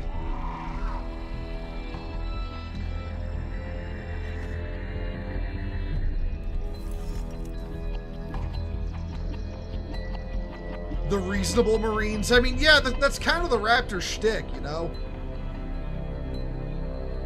They're like, you know, Space Marines using closer to Navy SEAL tactics.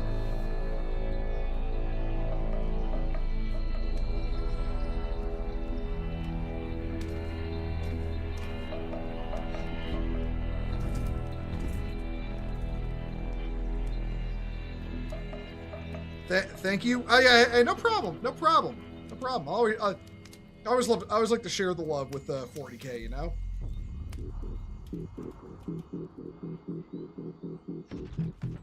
No, the Raptors are Raven Guard successors.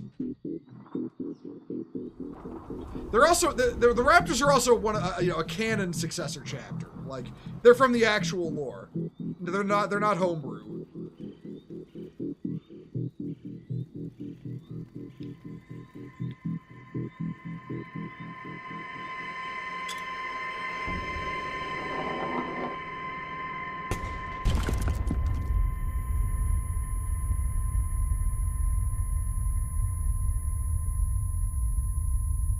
I can only imagine what a Space Marine scale flashbang would feel like.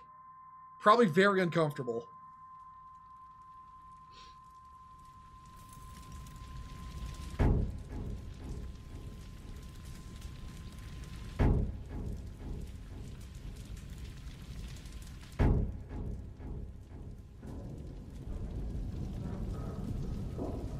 This is some Predator shit. I would guess Eldar did this.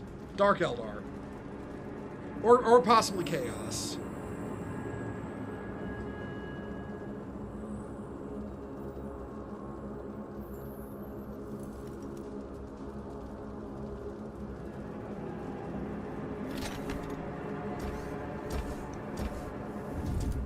Ugh.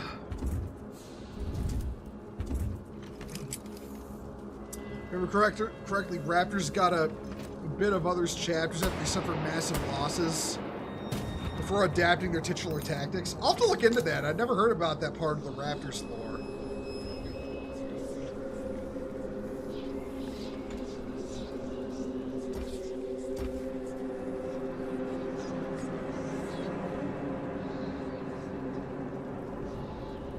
That's totally Eldar.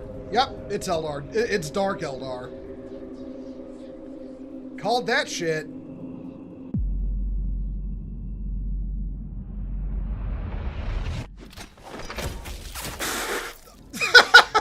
Oh, gee, bro thought he was him, and then, like, you know, the Space Marine was like, no, I refuse this.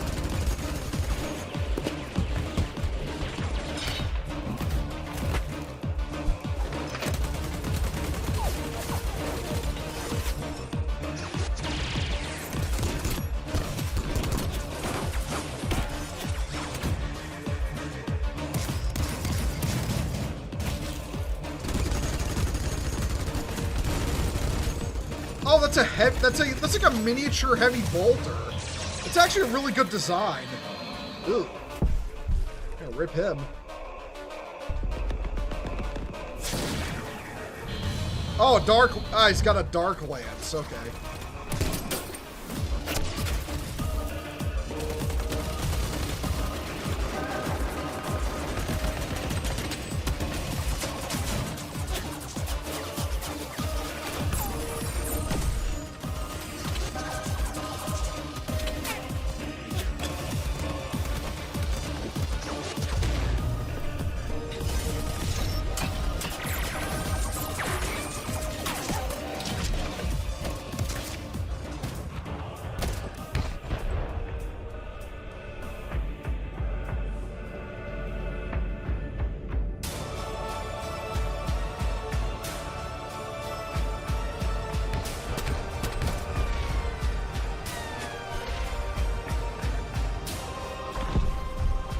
Accurate treatment GW gives the Eldar in absolutely anything, including their own books. I mean, yeah.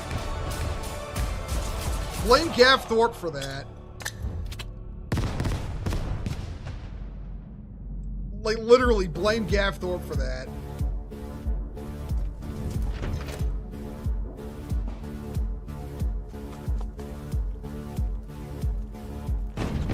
Yeah, this is the Dark Tide OST.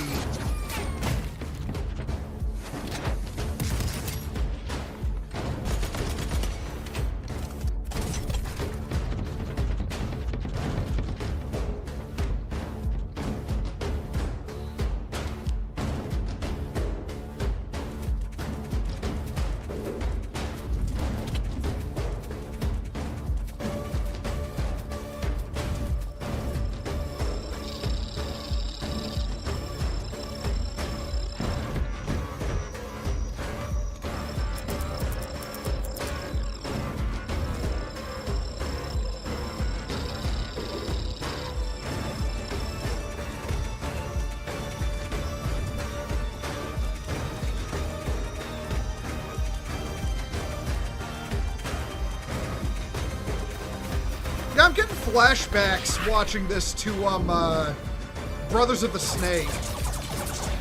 There's a very similar battle in it.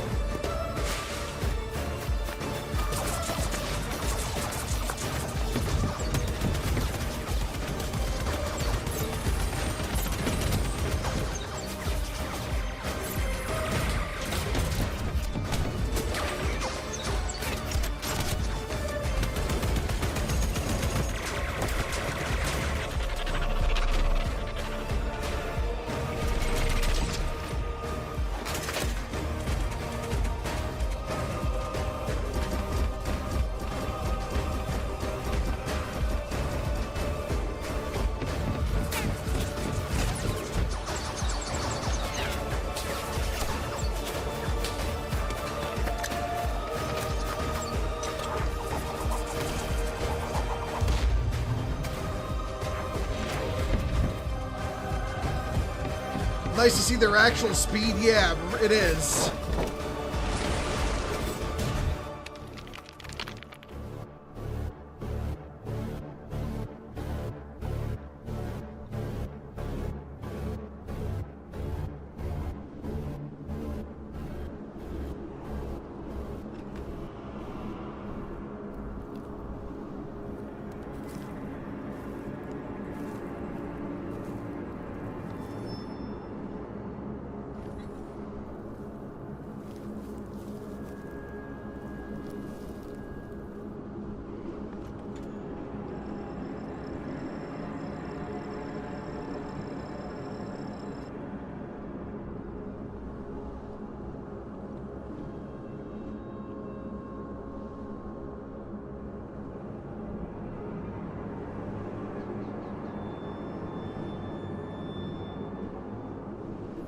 Only in death of the reaction speed down even better. I'm gonna have to... I don't remember ever seeing Only in Death. I'm gonna have to watch that.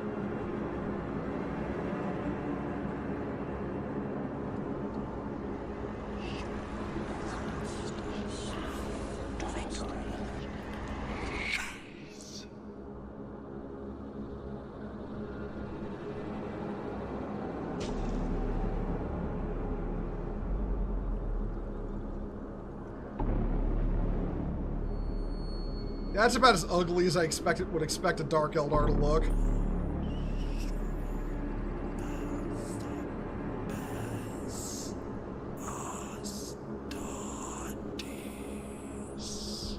Yeah, the Raptor's like, 1v1 me, bro.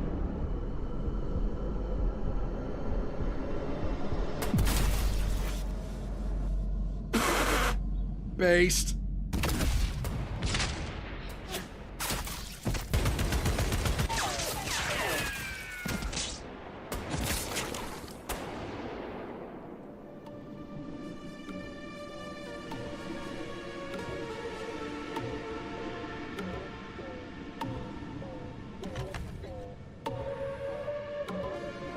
Fucking based. Fuck honor. Xenos don't deserve honor. They deserve a bolt to the head.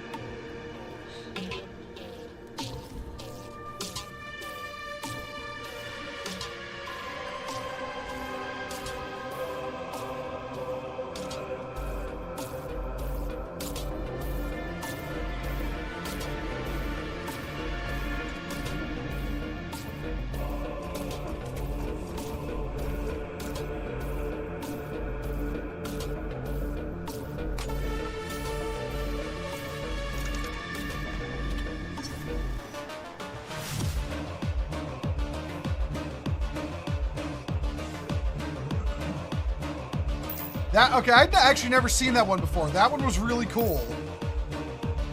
Only good Xeno is a dead Xeno? Yeah, exactly.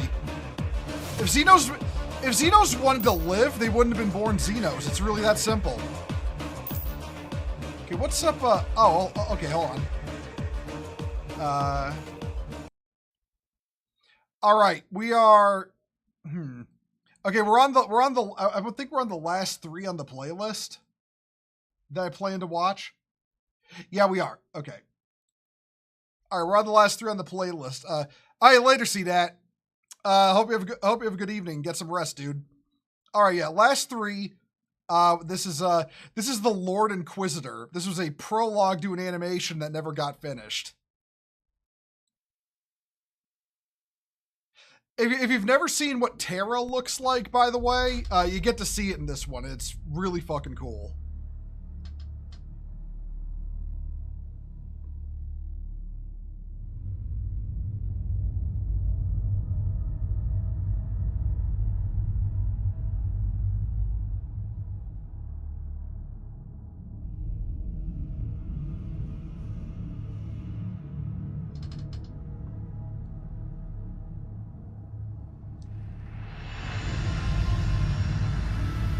That's a Space Marine battle barge right there. It's like a Space Marine version of a battleship, basically.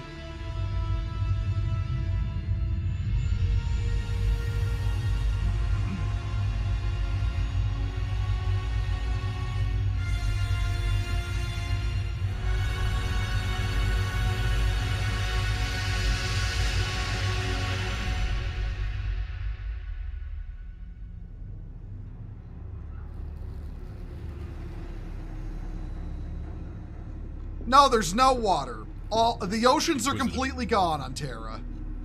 We are ready to proceed.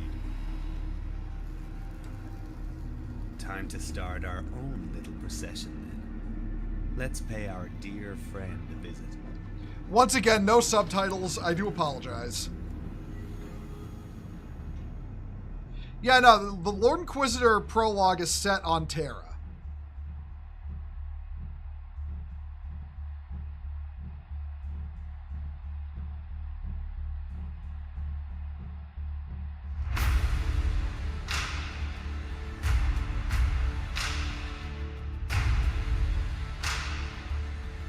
For the record, the guy who made this would go on to, he was the guy who made that Death Watch animation for Warhammer Plus.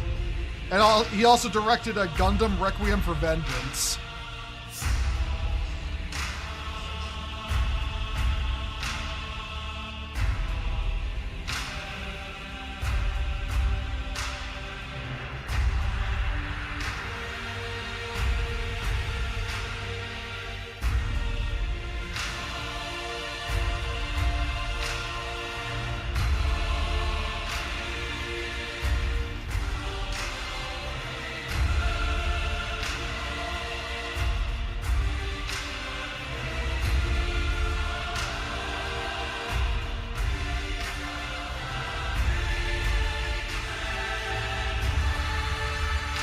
I'm pretty certain this one was animated in a CryEngine, I think.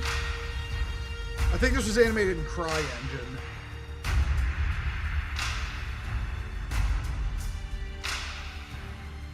Oh yeah, no, the music in this is fucking A+.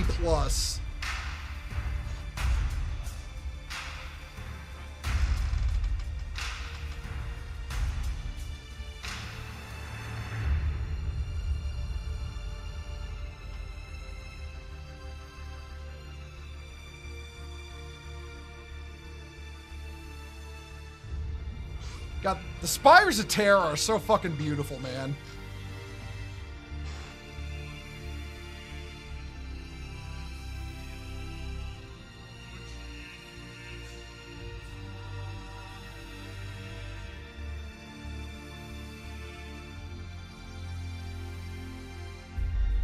Uh-huh, gotta salute.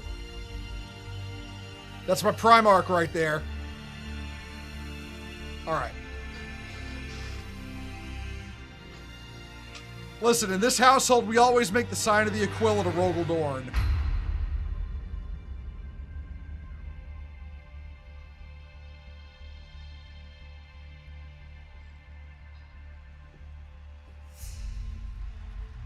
You want Dorn back? I mean, he's basically been confirmed as next, more or less.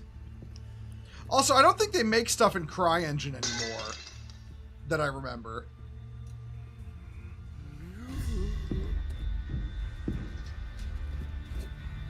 Hello, Inquisition here.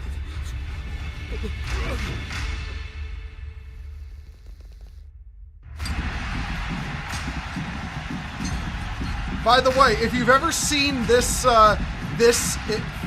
footage in a meme, now you know where it came from.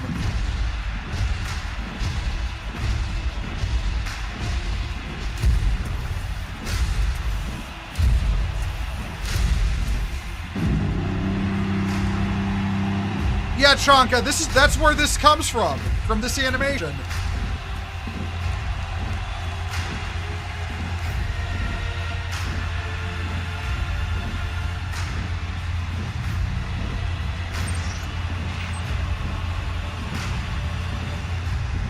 Fun fact, the guy in red is an actual lore character. Inquisitor Lord Torquemada Cortez. Probably the Ordo Malleus's top guy. This is 40K.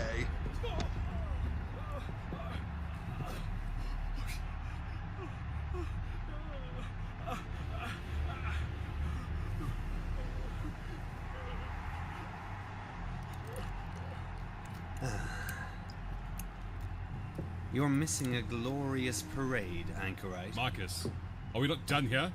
Surely the Arbiters can deal with this mess. You would hand the spoils of our hunt to the arbitrators. We have what we came for. Sentence him and be done with it. Kaiva, what say you? Your choice, Inquisitor. Please, Inquisitor, I swear. Little context: she is a death cult assassin. A trifle late for begging, wouldn't you think? Name your price. Name it. Seeking to bribe an agent of the Golden Throne. You guys would be assassin, wouldn't you? Crimes.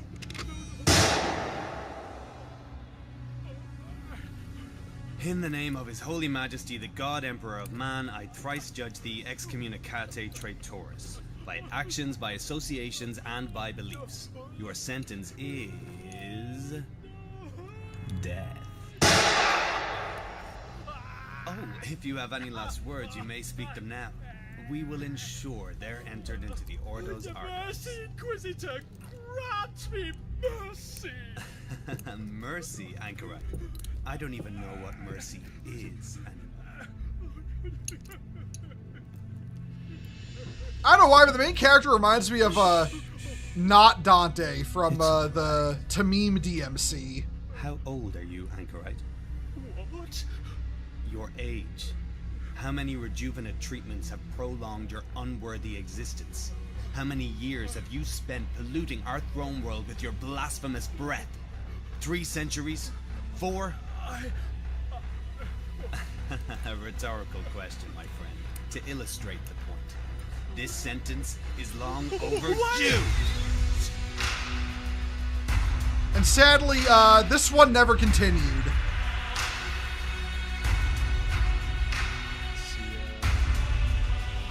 Oh yeah, it's just credits from here on out. But yeah, no, this one never continued. If I remember correctly, the main character is like the main character is like a hotshot interrogator kind of character. So he's not like properly trained as an inquisitor yet. This one would have been cool though if they'd finished it, but I want to say the animator got professional work and then just gave up on it. Like that's what happened to this one. Just lurking. Hi Ryan, how you doing? Glad to have you here. Oh, excuse me. Yeah, go ahead and lurk, man. It's all good. It's all good. Right. Next is another. Next is a trailer he made for this, and I just want to watch it because it's cool and because it features the Grey Knights, and the Grey Knights are fucking rad.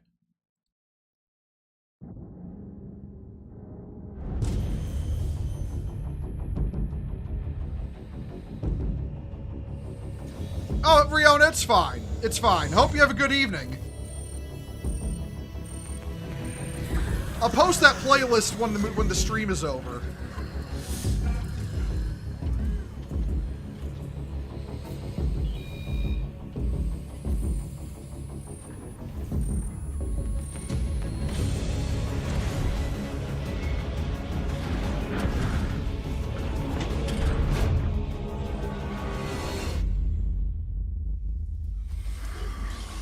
I am the hammer. I am the point of his spear. I am the mail at his fist. I am the bane of his foes, and the woes of the treacherous. I am the end. Goddamn, Grey Knights are cool. Grey Knights were my second army ever on Tabletop. So I got a soft spot for the Grey Knights. Also, Chonka, that thing you mentioned, that story where they killed a bunch of Sisters of Battle to use their blood to anoint their armor to ward demons away, that was basically decanonized.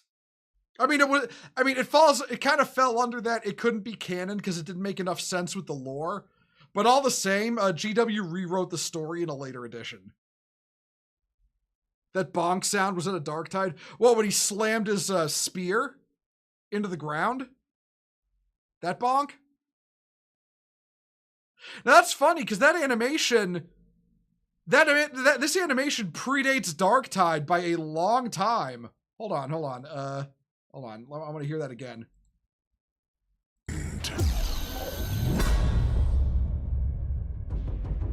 Yeah, it kind of is, actually. Huh. All right, so we're on to the last thing we're going to watch this evening. I'll just hold on. Darktide's been really fun lately. I fucking love Darktide. But, yeah, so, of course, we're going to watch The Goat, probably the most famous Warhammer 40k fan animation of all. I'm not even going to say it. You'll know what it is.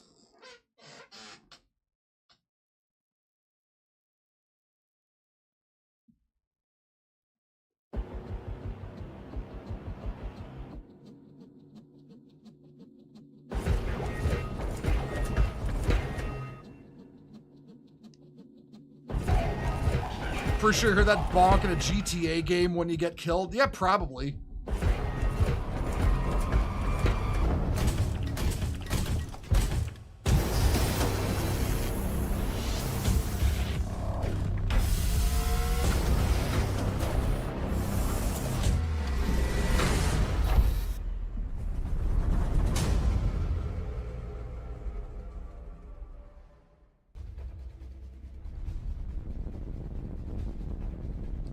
You know, we never really get a good look at it, but I'm pretty certain the ship they're flying in on is a Cestus assault ram. Something similar to that. It's a heresy era ship. It's like those old Gundam effects being used today. I mean, hey man, if the sound effects work, there's no need to change them.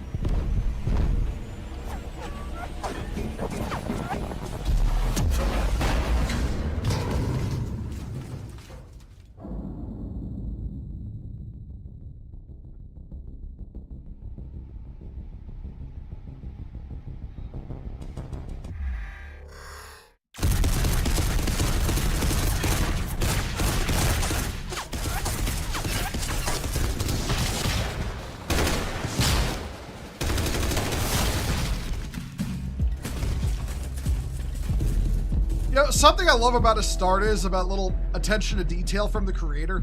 If you look at the barrels of their bolters, they're actually 75 caliber, which you know, in millimeters that translates out to 19.05 millimeter. I always love the creator of Astartes for getting that right. You love the thermal vision? Yeah, same here. Also, hey Psyche, how you doing?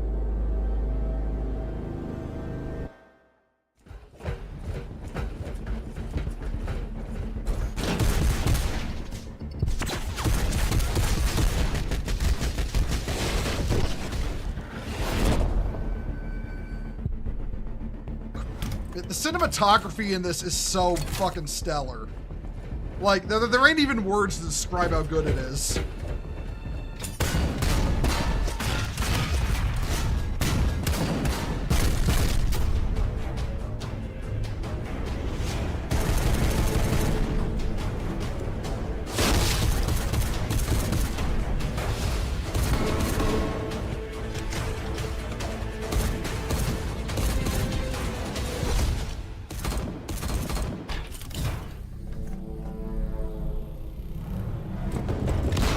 Put this on at work before and everyone was asking what game it was from. Just tell them Warhammer. Let them figure it out.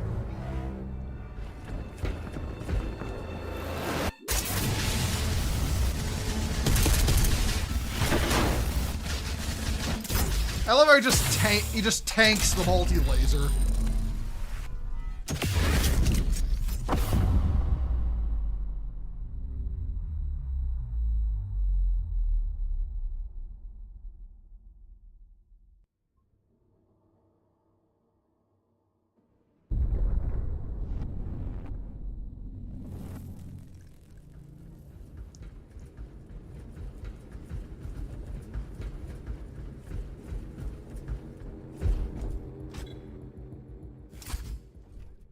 I love the digital ammo readout on the bolters.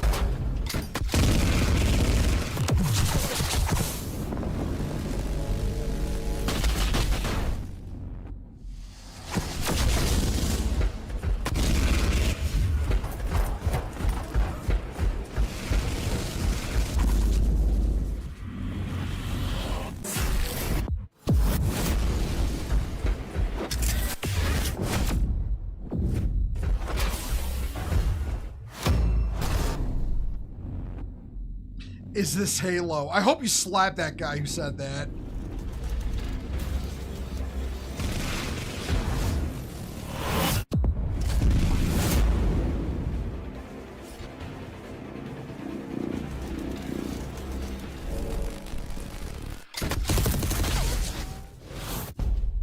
Oh yeah, no, the fight choreography in this chapter of the Astartes is great.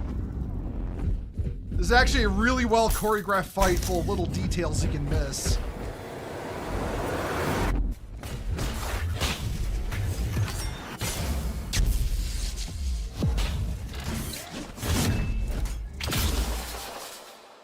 Wrecked. Fucking stone cold. Listen, there's a reason my tactical marine in Space Marine 2 is a retributor. Because the retributors are just fucking awesome.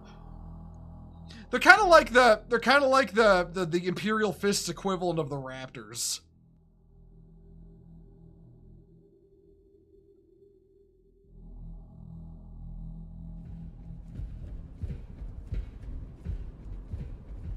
Yeah, they're so awesome. When GW picked up the creator of this, the retributors were made canon, and I think that's awesome.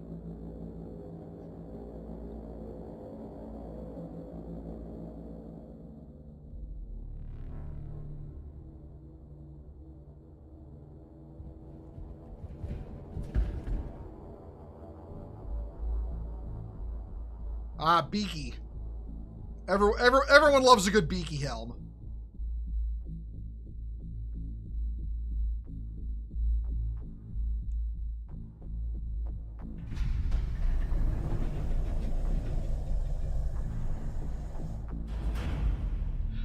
I'm loving all the little details on the exposed eye sensors.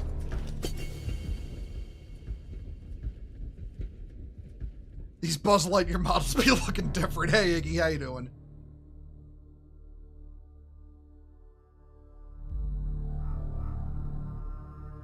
Oh no, man-made horrors beyond my comprehension.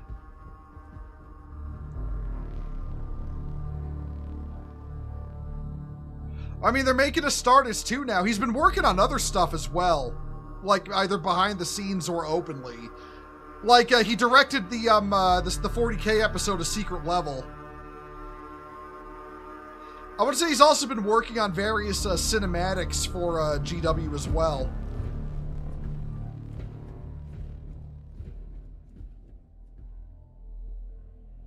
Retributor armor came before this.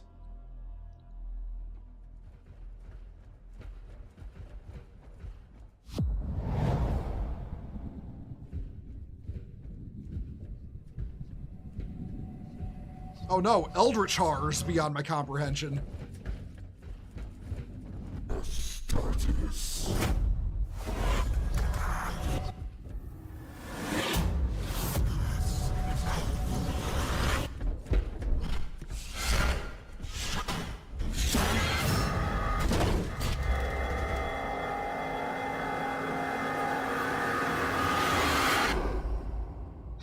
Retributors are so next level. They're like, no, I refuse this.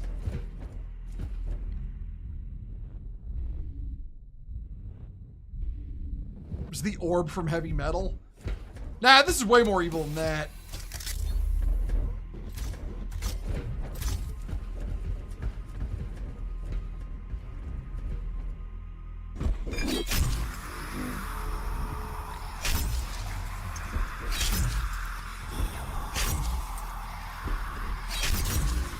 I remember so many people were trying to guess what this is, and then the creator just said, oh, it's something I just thought up for this, it's homebrew.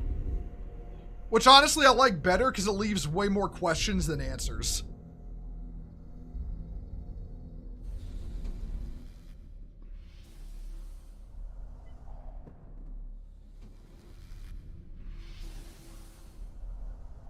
The orb.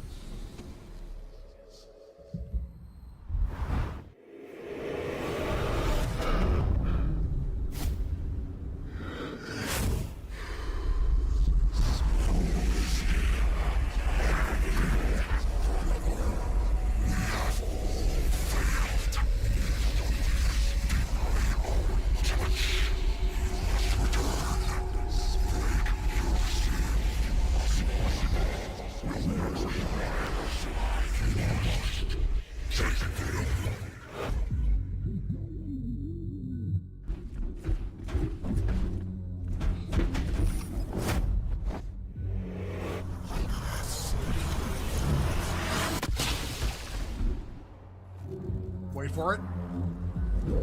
Wait for it.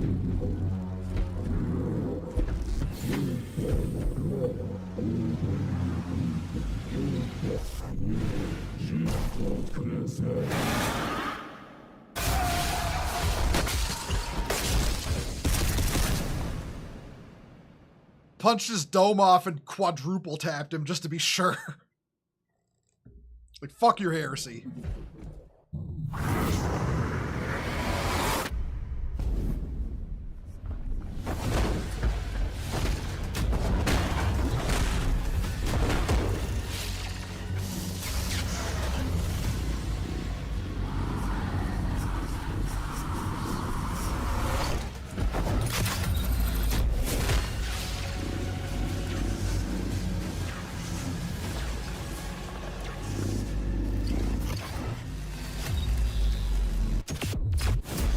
And that's what happens when you roll a 1 with a plasma weapon.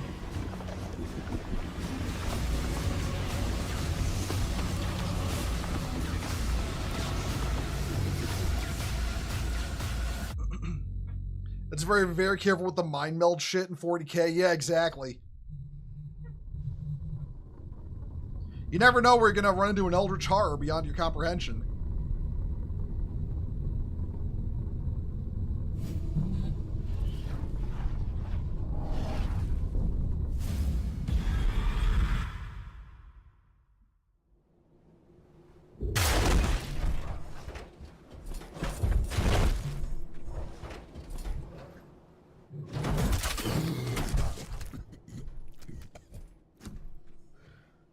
He's had the worst day ever.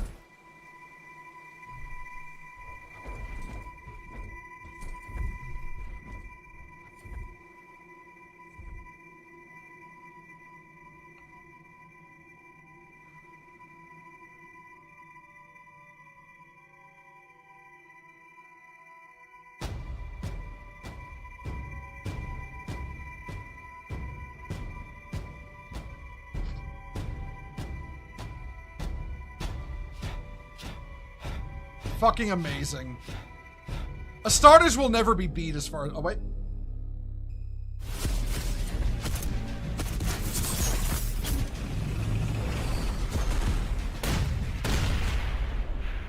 Astartes will never be beat as far as I'm concerned. I'm really hyped for the sequel. Now that we know it's coming. You know? But, you know what? All right. That is everything I had planned to show us. I'm glad y'all came to watch for, stayed to watch. I hope y'all enjoyed it. In that case, I'm going to set up the raid for where we're going. Raid. Oh, make sure to spell it right. All right. I am sending you all to the Foxu. So, hope you enjoy her stream. Thank y'all for coming. I'm gonna head out. I will see y'all tomorrow. I'll be playing Dawn of War Soulstorm modded.